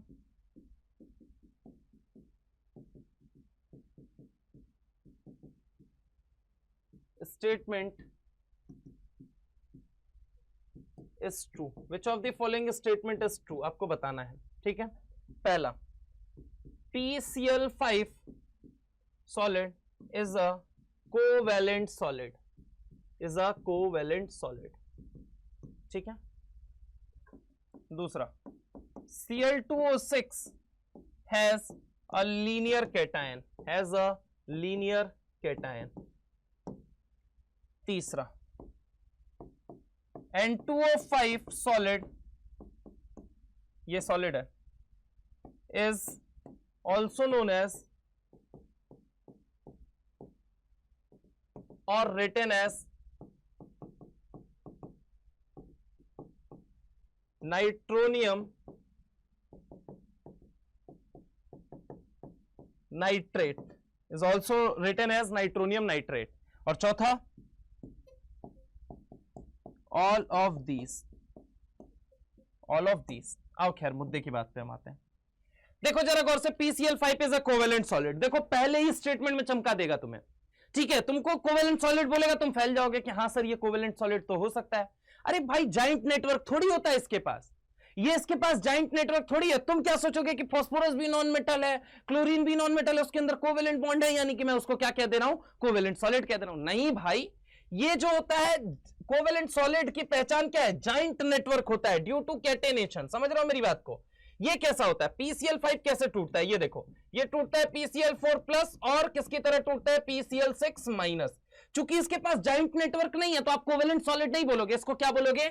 ionic solid बोलोगे। क्या बोलोगे? बोलो बेटा, आयोनिक सॉलिड बोलोगे। तो यानी कि यही स्टेटमेंट देके तुम्हें चकमा दे देगा तुरंत। अब देखो तुमको लगेगा ये छोटे छोटे पॉइंट्स नहीं, ये बहुत बड़े बड़े कंसेप्ट हैं जो सवालों के फॉर्म में, क्योंकि क्या होता है थ्योरी जब अपन पढ़ते हैं तो अपने को वो उतनी जल्दी याद नहीं होता है। उसी चीज को मैं किस में करा रहा हूं? क्वेश्चन के फॉर्म में करा रहा हूं, ताकि question are the best method. Question से दिमाग तुरंत कैच कर लेता है, अच्छा ये आ सकता है। तो इसलिए वो बातें जो इसका एक्सप्लेनेशन, इसको इग्नोर मत करना भाई। ये अपने आप में एक स्टेटमेंट या एक सवाल नहीं है, ये कंसेप्ट है जो कि सवालों के जरिए आपका क्लियर किया जा रहा है, ठीक है? तो इसको पूरा पढ़ना है, पूरा एक एक एक्सप्लेनेशन पढ़ना है कि क्या PCl5 सॉलिड जो होता है ये कोवेलेंट सॉलिड है? नहीं साहब, ये कैसा है? आयोनिक सॉलिड है। कौन से आयोनिक सॉलिड? अच्छा एक बात तो, क्या ये वेरिएबल हाइब्रिडाइजेशन शो करेगा? हाँ साहब करेगा। क्या ये वेरिएबल हाइब्रिडाइजेशन शो करेगा? हाँ साहब बिल्कुल करेगा। कौन सी स्टेट में करेगा? सॉलिड स्टेट में करेगा, ठीक है? अब चलो आगे आ जाओ। Cl2O6 has a linear cation, चलो देख लो Cl2O6 कैसे टूटेगा, सॉलिड जो होगा कैसे टूटेगा? ClO2 पॉजिटिव प्लस क्या? ClO4 negative. अब क्या बोल रहा है? ये जो केटायन है ये लीनियर है। तुरंत देखते ही धड़ल्ले से लोग आंसर मार्क करेंगे, यस लीनियर होगा।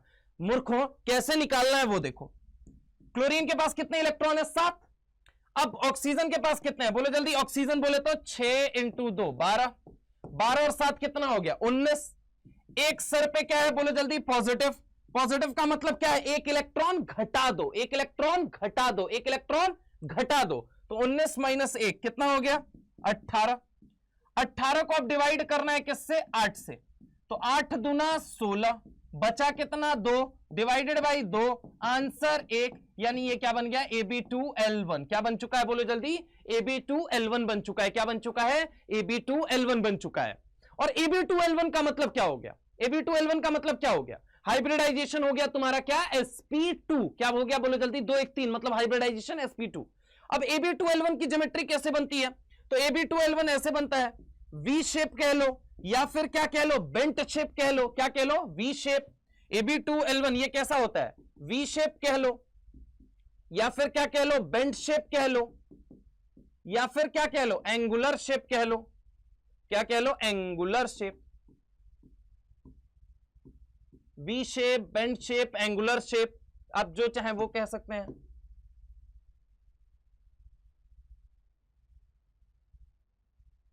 ठीक है, V shape, bend shape, angular shape, तीनों में से कुछ भी कह सकते हो इसको, फटाफट से इसको देख लो। ठीक है, अगला वाला देखो, N2O5 is also known as और ऑल्सो नोन और रिटन एज नाइट्रोनियम नाइट्रेट। ठीक है, N2O5 की अगर हम बात करते हैं तो N2O5 के केस में देखना क्या होगा। N2O5 एक्चुअल में एग्जिस्ट कैसे करता है, N प्लस NO3, पहले एनायन बना लो, NO3 माइनस, बचा कितना ऑक्सीजन, तो इसको हम क्या बोलते हैं, NO2 प्लस। बेटा ये जो होता है ना, इसको कहा जाता है नाइट्रोनियम नाइट्रेट। क्या बोला जाता है, नाइट्रोनियम नाइट्रेट। क्या बोलते हैं, नाइट्रोनियम नाइट्रेट। और नाइट्रोनियम नाइट्रेट चूंकि N2O5 जब टूटता है तो वो क्या बनाता है, बोलो जल्दी, NO2 प्लस प्लस क्या बनाता है, NO3 माइनस। तो जब अगर हम बात करें कि यहां पे ये जो बना है, ये किसकी वजह से बना है, ऑक्सीजन एक्सचेंज रिएक्शन की वजह से। किसकी वजह से, ऑक्सीजन एक्सचेंज रिएक्शन की वजह से। तो जब ये टूटेगा तो क्या बनाएगा, NO2 प्लस और साथ में क्या बनाएगा, NO3 माइनस। तो चूंकि NO2 प्लस को नाइट्रोनियम नाइट्रेट कहा जाता है और वो तब बनता है जब N2O5 जब टूट रहा है। ठीक है, यानी कि वो दोनों जब ये दोनों मिले हैं तभी तो ये बना है। यही मतलब हुआ कि नहीं हुआ, ये दोनों जब मिले हैं तो ये क्या बना है, ये बना है। ठीक है, तो ये बना है। इसी वजह से कई दफा कई किताबों में इसे लिख दिया जाता है, कई दफा कह दिया जाता है कि जो N2O5 सॉलिड है इज ऑल्सो नोन एज और written as nitronium nitrate. So the correct answer would be what, third. Fourth हो नहीं सकता है, पक्की बात है। इसको देख लीजिए, फिर हम आगे चलते हैं, फटाफट से देख लो, सारे लोग देख लो।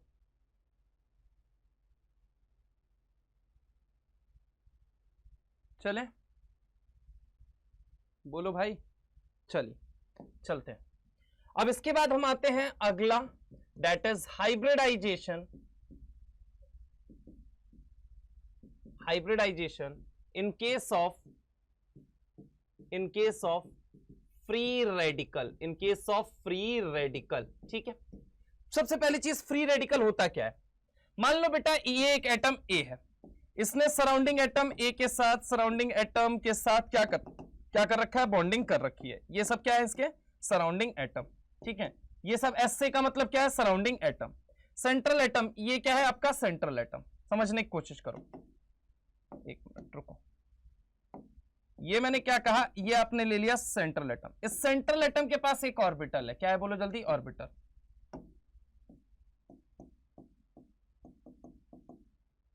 ऑर्बिटल बोले तो ऑर्बिटल के अंदर क्या है, इलेक्ट्रॉन। क्या है बोलो जल्दी, इलेक्ट्रॉन। इसके पास क्या है, इलेक्ट्रॉन। ये इलेक्ट्रॉन कैसा है, पेयर्ड है या अनपेयर्ड है, ये मुझे सोच के बताओ। सिर्फ एक इलेक्ट्रॉन है, सिर्फ एक इलेक्ट्रॉन, सिर्फ एक इलेक्ट्रॉन। तो बताओ पेयर्ड है या अनपेयर्ड। तो ये इलेक्ट्रॉन कैसा है, अनपेयर्ड इलेक्ट्रॉन है। कैसा है, अनपेयर्ड इलेक्ट्रॉन है। कैसा है बोलो बेटा, अनपेयर्ड इलेक्ट्रॉन है।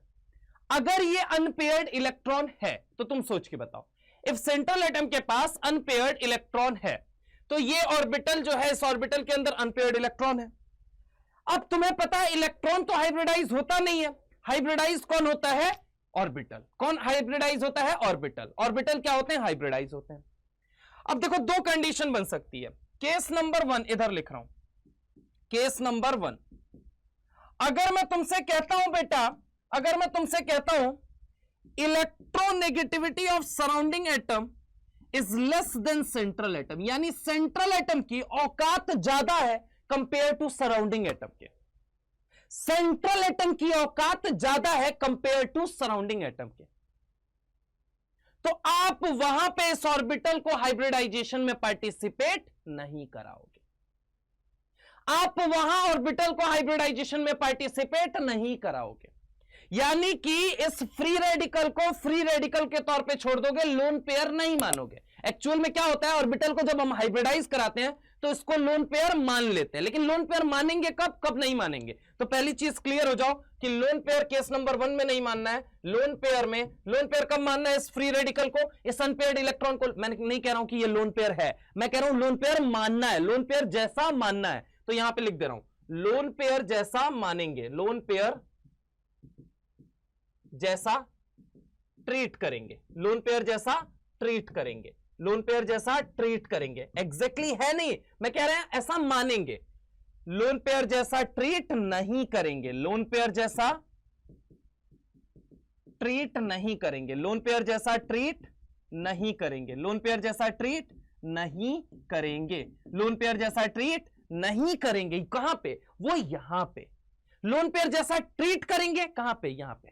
तो कंडीशन क्या है ये भी तो बताओ। मैंने बोला कंडीशन ये है, इलेक्ट्रोनेगेटिविटी ऑफ सेंट्रल एटम अगर सराउंडिंग एटम से ज्यादा है, इलेक्ट्रोनेगेटिविटी बोले तो औकात, औकात बोले तो, औकात बोले तो, औकात मतलब शेड पेयर ऑफ इलेक्ट्रॉन को अपनी तरफ खींचने की।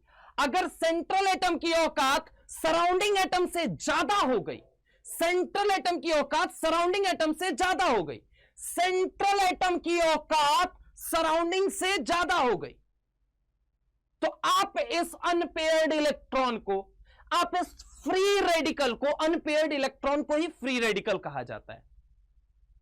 आप इस अनपेयर्ड इलेक्ट्रॉन को, आप मेरे भाई इस फ्री रेडिकल को लोन पेयर जैसा नहीं मानोगे। I am not saying that ये लोन पेयर है, मैं कह रहा हूं ऐसा मानना है या नहीं मानना है, हम मान के चल रहे हैं, ठीक है। हम मानेंगे या नहीं मानेंगे, मानेंगे कब और नहीं मानेंगे कब? अगर सेंट्रल एटम की औकात सराउंडिंग से ज्यादा हो गई तो कभी मत मानना।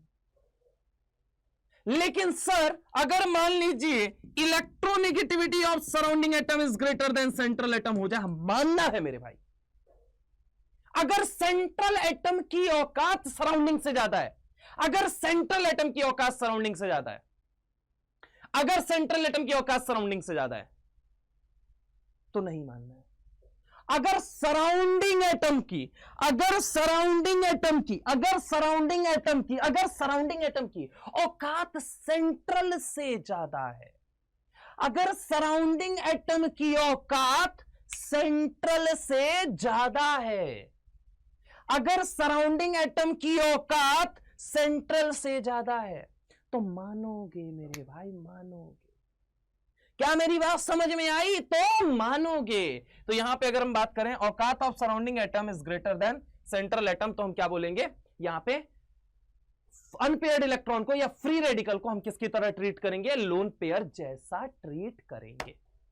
तो यहां पे एक लाइन लिख रहा हूं, if central atom, if central atom has orbital, if central atom has orbital, if central atom has orbital, if central atom has orbital containing unpaired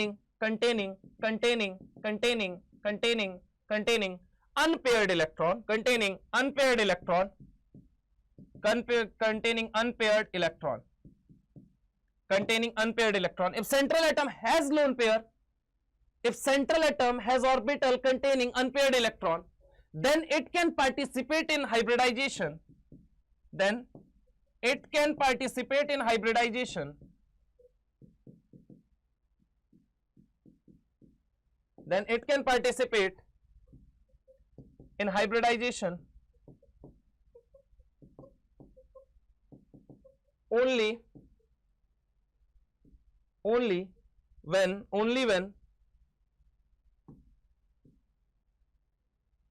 electronegativity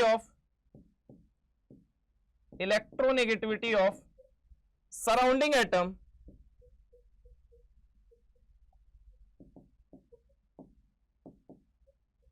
is greater than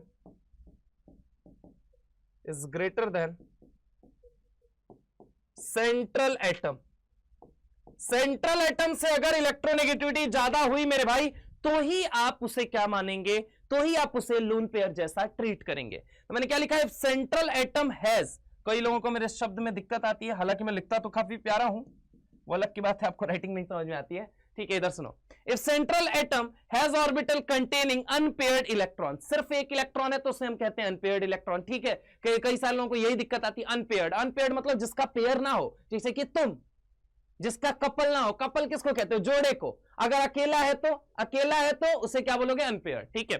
तो if central atom has orbital containing unpaired electron, then it can participate in hybridization only when electronegativity of surrounding atom, only when surrounding atom की electronegativity central atom से ज्यादा हो। तो ऐसा क्यों sir? Reason बताएंगे थोड़ा सा। ऐसे तो ठीक है, हम मान लिया आपकी बात, लेकिन प्लीज थोड़ा सा रीजन बताओ, प्लीज सर। आओ इधर आओ, इधर आओ, इधर आओ मेरे भाई। ये समझो, ये क्या है? Central atom. और अगर मैं बात करूं, ये क्या है? Surrounding atom. ये क्या है? Surrounding atom. और ये क्या है? सराउंडिंग एटम, ठीक है। अब देखो, इधर देखो,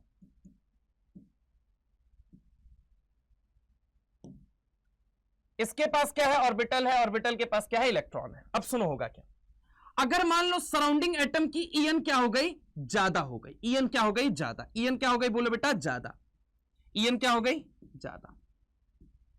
जब ईएन ज्यादा हो गई तो ये क्या करेगा, इलेक्ट्रॉन पेयर इस ऑर्बिटल के खींचेगा। अरे बोलो यहां है ना, अगर इलेक्ट्रोनेगेटिविटी ज्यादा हो गई, यानी कि अगर बोले तो औकात ज्यादा हो गई, औकात ज्यादा होने की वजह से क्या करेगा, बॉन्डेड इलेक्ट्रॉन पेयर खींचेगा।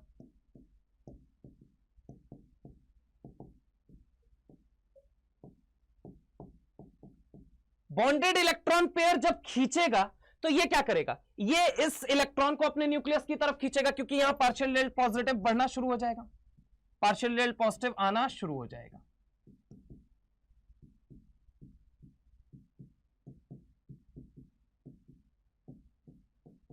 पार्शियल डेल पॉजिटिव आना शुरू हो गया, क्योंकि ये जितना ज्यादा खींचेगा यहां पार्शियल डेल पॉजिटिव उतना ज्यादा, ये सराउंडिंग एटम वाले जितना ज्यादा इलेक्ट्रॉन को खींचेंगे पार्शियल डेल पॉजिटिव उतना ज्यादा बढ़ेगा। बहुत सिंपल लॉजिक है यार, मैं क्या कह रहा हूं, सराउंडिंग एटम वाले जितना ज्यादा पकड़ के खींचेंगे, जितना ज्यादा पकड़ के खींचेंगे, जितना ज्यादा पकड़ के खींचेंगे, पार्शियल डेल पॉजिटिव उतना ज्यादा क्या होगा, बढ़ेगा। जब उतना ज्यादा बढ़ेगा तो ये क्या करेगा, बोलो जल्दी, ये उतना ज्यादा इलेक्ट्रॉन को अपने पास लाएगा, मतलब कि energy gap between the orbital, energy gap between the orbital कम होगा। क्या मैंने बोला, energy gap between, partial del positive आना शुरू हो जाएगा, and energy gap between, energy gap between, energy gap between orbital कम होगा। एनर्जी गैप बिटवीन ऑर्बिटल क्या होगा, कम होगा। जब एनर्जी गैप कम हुआ, सराउंडिंग एटम वालों ने खींचा, सराउंडिंग एटम वालों ने खींचा, सराउंडिंग एटम वालों ने खींचा, यहां पे पार्शियल डेल पॉजिटिव बढ़ा, और पार्शियल डेल पॉजिटिव बढ़ा तो ये ऊपर वाले को अपने पास बुलाएगा, ऑर्बिटल को अपने पास बुलाएगा, न्यूक्लियस के करीब लाएगा। न्यूक्लियस के करीब जब ये लेके आएगा तो एनर्जी गैप घट जाएगी। एनर्जी गैप घट गई यानी hybridization is what, intermixing of atomic orbital which have nearly same energy, intermixing of atomic orbital which have nearly same energy. क्या बोलो, बोलो, intermixing of atomic orbital which have nearly same energy, intermixing of atomic orbital which have nearly same energy. तो जब energy gap कम हो गया तो intermixing of atomic orbital अब क्या कर जाएंगे, मिक्स कर जाएंगे, और मिक्स कर जाएंगे तो ये ऑर्बिटल जो है ये पार्टिसिपेट कर जाएगा किसमें, हाइब्रिडाइजेशन में। ये किसमें पार्टिसिपेट कर जाएगा, हाइब्रिडाइजेशन में।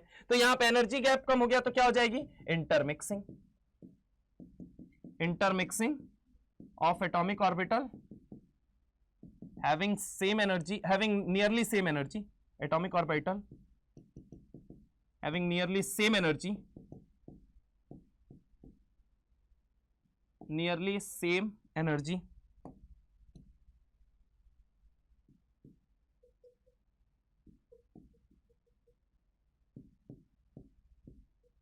having nearly same energy is known as what, hybridization। और जैसे ही यहां पे हाइब्रिडाइजेशन पॉसिबल हुआ, एनर्जी गैप कम हुआ, इंटरमिक्सिंग पॉसिबल हुई, हाइब्रिडाइजेशन हो गया, यानी कि ये ऑर्बिटल क्या कर गया, पार्टिसिपेट कर गया किसके अंदर, हाइब्रिडाइजेशन में। ऑर्बिटल पार्टिसिपेट कर गया, यानी मैं लिख दे रहा हूं, यानी ऑर्बिटल पार्टिसिपेट कर गया हाइब्रिडाइजेशन में, पार्टिसिपेट कर गया हाइब्रिडाइजेशन में। अब पार्टिसिपेट कर गया हाइब्रिडाइजेशन में, किसमें, हाइब्रिडाइजेशन में, किसमें, हाइब्रिडाइजेशन में, किसमें पार्टिसिपेट कर गया, बोलो बेटा, हाइब्रिडाइजेशन में पार्टिसिपेट कर गया। क्या ये बात क्लियर है, is it clear to you all.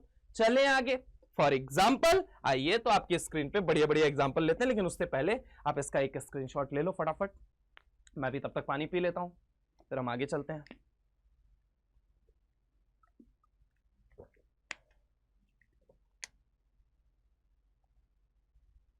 चलें, ठीक है, इसका भी स्क्रीनशॉट ले लो। ये एक्सप्लेन किया है मैंने सर, ठीक है, ताकि इनऑर्गेनिक रटने वाली ना लगे, समझ रहे हो, इनऑर्गेनिक रटना नहीं है, ठीक है। आगे चले, आगे चले, चलिए 1 2 3।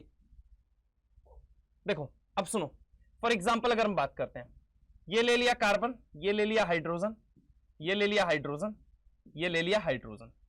कार्बन की इलेक्ट्रोनेगेटिविटी 2.5, हाइड्रोजन की इलेक्ट्रोनेगेटिविटी 2.1। ठीक है, अब जरा गौर से सुनो, सराउंडिंग एटम कौन है? हाइड्रोजन। सेंट्रल एटम कौन है? कार्बन। इलेक्ट्रोनेगेटिविटी इस बार ज्यादा किसकी है? सेंट्रल एटम की ज्यादा है सराउंडिंग एटम की। तो ऑर्बिटल हाइब्रिडाइजेशन में पार्टिसिपेट करेगा या नहीं करेगा? तो ऑर्बिटल हाइब्रिडाइजेशन में पार्टिसिपेट नहीं करेगा। ये जो अनपेयर्ड इलेक्ट्रॉन कंटेनिंग ऑर्बिटल, लिख देता हूं proper, unpaired electron containing orbital hybridization में पार्टिसिपेट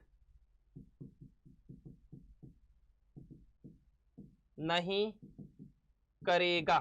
ठीक है, अब देखो यहां पे नहीं करेगा, तो यहां पे hybridization is equal to what? Hybridization is equal to sigma plus lone pair. क्या इसको लोन पेयर मानोगे? लोन पेयर नहीं मानेंगे, लोन पेयर नहीं मानेंगे, लोन पेयर नहीं मानेंगे, लोन पेयर नहीं मानेंगे, लोन पेयर नहीं मानेंगे। लोन पेयर नहीं मानोगे तो यहां सिग्मा कितना है? 1 नहीं, 2 नहीं, 3। लोन पेयर 0 बटा सन्नाटा, नंबर कितना आया? 3। हाइब्रिडाइजेशन क्या हो गया? sp2। वही दूसरा केस लेता हूं, केस पता है किसका लेता हूं? CF3 free radical. किसका लेते हैं? CF3 free radical.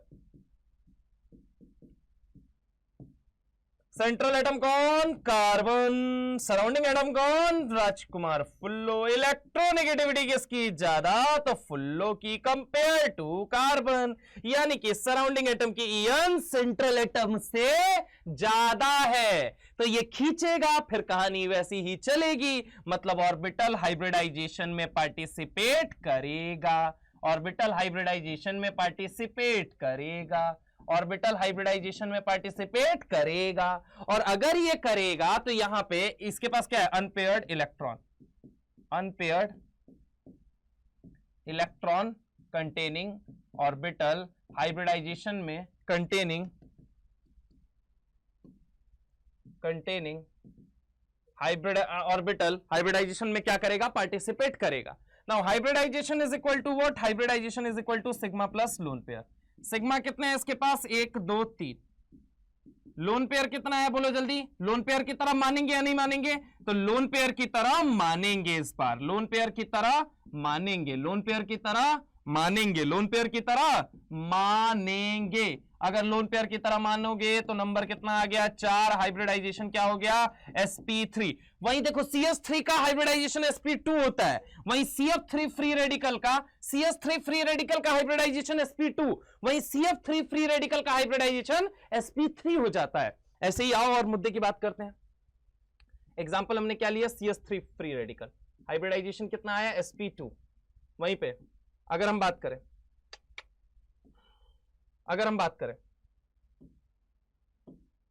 CF3 free radical, याद रखना इसका हाइब्रिडाइजेशन क्या हो जाता है? sp3 हो जाता है, पहली केस। इसके अलावा और केस बता दो सर। ClO3 ले लो, ClO3 बोले तो कितने इलेक्ट्रॉन है इसके पास? 7। ऑक्सीजन के पास कितने हैं? 6 3 18 18, और यहां पे कितना हो जाएगा? 18 और 7 हो जाएगा 25। 25 बोले तो ये कैसा दिखेगा? ये देखो, ये ऐसा दिखेगा। 2 2 4 2 6, और एक क्या हो गया इसके पास? Unpaired electron. सराउंडिंग एटम की ईएन कितनी है? ऑक्सीजन है, ऑक्सीजन की ईएन है 3.5। सेंट्रल एटम कौन है? तो central atom is equal to chlorine, और क्लोरीन की ईएन कितनी होती है? 3। ठीक है, तो सेंट्रल और सराउंडिंग में ईएन किसकी ज्यादा है? तो ईएन ज्यादा है सराउंडिंग एटम की सेंट्रल एटम के कंपैरिजन में। ऑर्बिटल पार्टिसिपेट करेगा? हाँ साहब करेगा। तो hybridization is equal to what? Hybridization is equal to sigma plus lone pair. Sigma कितने हैं? 1 2 3, और लोन पेयर इसको मानोगे तो 3 + 1 कितना हो गया? 4। हाइब्रिडाइजेशन क्या हो गया? sp3। क्या हो गया? बोलो जल्दी। इसका हाइब्रिडाइजेशन क्या है? sp3। तो यहां पे अगर मैं बात करूं sp3, तो क्या पार्टिसिपेट कर रहा है या नहीं कर रहा है? बिल्कुल कर रहा है। इसके अलावा last but not the least, that is NO2। NO2 के अंदर अगर हम बात करें तो यहां पे कितने इलेक्ट्रॉन है? 5, प्लस ऑक्सीजन 6 × 2 12, 12 5 कितना हो गया? 17। 17 में से अगर मैं बात करूं तो ये पहले बॉन्ड कैसे बनाता है? देखो, ये बॉन्ड बनाता है ऐसे, कुछ कोऑर्डिनेट बॉन्ड ऐसे, और इसके पास एक क्या है? Free radical. सबसे पहला सवाल इसके बारे में क्या पूछा जाएगा वो सुन लो, वो पहले वही इंपॉर्टेंट है, वही सुन लो। सर आपने एक बात बताइए, NO2 है, लेविस डॉट स्ट्रक्चर से आपने कहा था कि आप जब ऑक्सीजन अगर प्रेजेंट हो सिर्फ और कोई चार्ज ना हो तो उसको डबल बॉन्ड से बना दो। तो अगर सर हम इसको ऐसे बनाएंगे तो क्या दिक्कत हो गई? अगर हम ऐसे बना दे तो एक बात बताओ, नाइट्रोजन का कंफ्यूग्रेशन चलो बोलो कितना होता है नाइट्रोजन का कंफ्यूग्रेशन? नहीं तुम आज बोलो, आज मैं डाउट क्लियर करके ही मानूंगा भाई, बहुत सारे बच्चों का ये डाउट होता है। तो यहां पे नाइट्रोजन का अगर हम बात करें कि सर एक बात बताइए, hydrogen, helium, lithium, beryllium, boron, carbon, nitrogen 7वें नंबर पे आ रहा है। चलो 1s2 2s2 2p3, अंदर वाला शेल गया भाड़ में, बाहर वाले शेल में देखो कितने ऑर्बिटल हैं बाहर वाले शेल में, ठीक है। तो बाहर वाले शेल में टोटल ऑर्बिटल कितने हैं? 4। अगर तुमने चारों ऑर्बिटल में अगर इलेक्ट्रॉन रख के क्या करवा दिया? बॉन्डिंग करवा दिया। क्या करवा दिया बोलो जल्दी? चारों ऑर्बिटल रख के अगर बॉन्डिंग करवा दिया, ये भी गया, ये भी गया, ये भी गया और ये भी गया, चारों ऑर्बिटल चले गए या नहीं चले गए? ये मुझे बता दो। तो इसको रखने के लिए ऑर्बिटल आपको मिलेगा, फ्री रेडिकल को रखने के लिए ऑर्बिटल ही नहीं अवेलेबल होगा। और अगर फ्री रेडिकल को रखने के लिए ऑर्बिटल ही अवेलेबल नहीं होगा तो वो स्ट्रक्चर ही नहीं बन पाएगा, समझ रहे हो? तो NO2 का ये गलत स्ट्रक्चर है, चूंकि उसके पास क्या है, तो उसे क्या करना है, उसे बॉन्ड भी बनाना है और उसे अपना फ्री रेडिकल भी रखना है। तो फ्री रेडिकल रखने के लिए भी तो ऑर्बिटल चाहिए। मान लो यहां 2 ऑर्बिटल चले गए, ये 2, एक ऑर्बिटल यहां चला गया, 3, एक ऑर्बिटल ये बच गया जिसमें अपना ये क्या रख सकता है? फ्री रेडिकल रख सकता है। तो ये वाला स्ट्रक्चर जो है ये गलत है, ये वाला स्ट्रक्चर जो होता है ये गलत होता है, समझ रहे हो? ऐसा क्यों नहीं बनाते हैं? गलत है ये, ठीक है। ऐसा क्यों नहीं बनाते हैं? क्योंकि नाइट्रोजन के पास टोटल 4 ऑर्बिटल है, 2 से अगर उसने बॉन्डिंग भी कर ली तो जो अपना फ्री रेडिकल है वो कहां रखेगा? अनपेयर्ड इलेक्ट्रॉन है, कहां रखेगा? हमारे ताऊ के घर या हमारे फूफा घर या हमारे चाचा घर थोड़ी जाके रखेगा कि तुम रख लो कुछ दिनों के लिए। अच्छा चलो कुछ दिनों के लिए वो सहूलियत दिखाए भी, वो रख भी ले, तो बाद में क्या है? तो यहां पे अगर मैं बात करूं, this structure is not possible at all. Structure कौन सा वैलिड है? ये वाला वैलिड है। काफी सारे बच्चों को दिक्कत आती है, आपको भी पता है, आप में से ही काफी को आज तक दिक्कत थी। और अभी मैंने जैसे ही लिखा होगा ये लोगों के मन में क्वेश्चन आया होगा, तो ये डाउट आगे ना रहे इसलिए मैं पहले बता दे रहा हूं, ये स्ट्रक्चर गलत है। NO2 का सही स्ट्रक्चर ये है, सही है। सराउंडिंग एटम कौन है? ऑक्सीजन। इलेक्ट्रोनेगेटिविटी कितनी होती है इसकी? 3.5। नाइट्रोजन की कितनी होती है? तो नाइट्रोजन की होती है 3। इलेक्ट्रोनेगेटिविटी किसकी ज्यादा है? तो ऑक्सीजन की ज्यादा है compare to nitrogen surrounding atom में। ईएन की अगर हम बात करें, किसकी बात करें? ईएन। तो ईएन किसकी ज्यादा है? ऑक्सीजन की ज्यादा है कंपेयर टू नाइट्रोजन के, कंपेयर टू नाइट्रोजन के। अब मेरे भाई यहां पर समझने की कोशिश करो, hybridization is equal to what? Sigma plus lone pair. Sigma कितने हैं बोलो जल्दी? 1 2 सिग्मा है। लोन पेयर, इस फ्री रेडिकल को अपन क्या मानेंगे? एक लोन पेयर। नंबर कितना आ गया? 3। हाइब्रिडाइजेशन क्या हो गया बोलो जल्दी? sp2 हो गया। क्या हो गया? sp2 हो गया।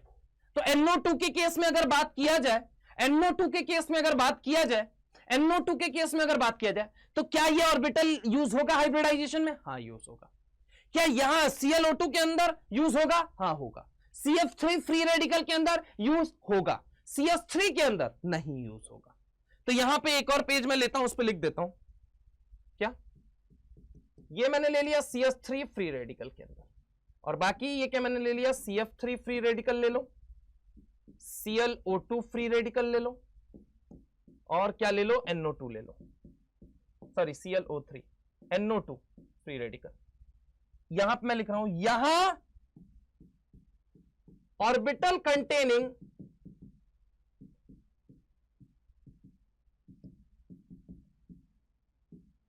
अनपेयर्ड इलेक्ट्रॉन, यहां orbital containing unpaired electron hybridization में पार्टिसिपेट कर रहा है,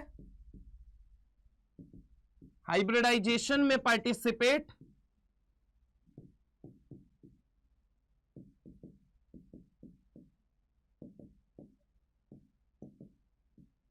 कर रहा है। यहां पर, या नीचे लिखता हूं यार,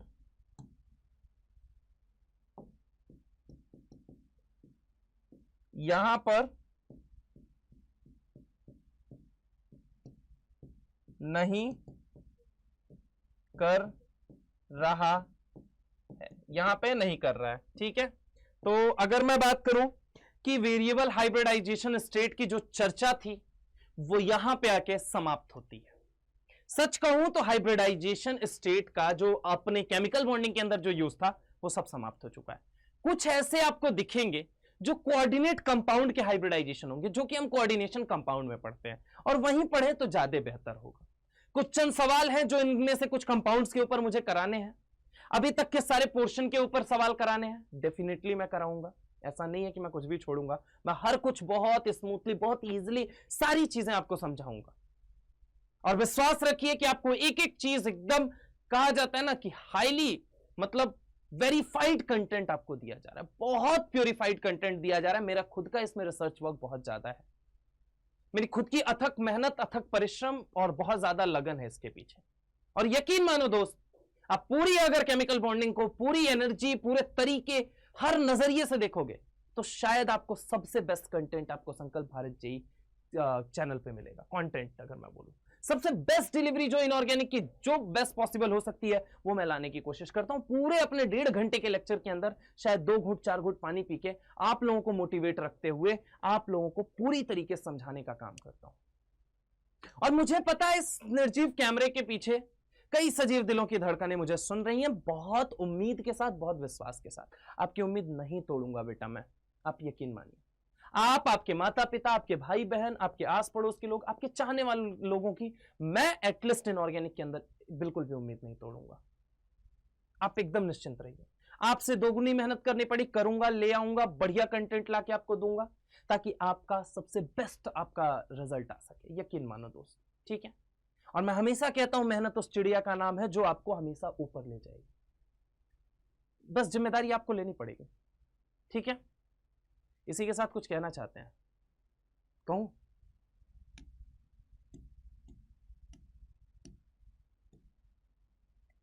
बहुत बहुत धन्यवाद यहां तक मुझे सुनने के लिए। इसी के साथ स्वस्थ रहिए, मस्त रहिए, जबरदस्त रहिए और पढ़ाई में अपने व्यस्त रहिए। खैर, मुद्दे की बात यह है बेटा, मुद्दे की बात यह है, नेक्स्ट टर्न पे हम फिर आएंगे, चंद सवाल करेंगे। हाइब्रिडाइजेशन को वाइंड अप, तो ऑलमोस्ट हाइब्रिडाइजेशन हो चुका है, आपको इसको वाइंड अप करेंगे और इसको वाइंड अप करने के बाद हम अपने next segment that is VVT यानी कि ओवरलैपिंग थ्योरी के अंदर एंटर कर जाएंगे। चलिए तब तक के लिए बाय बाय, टाटा।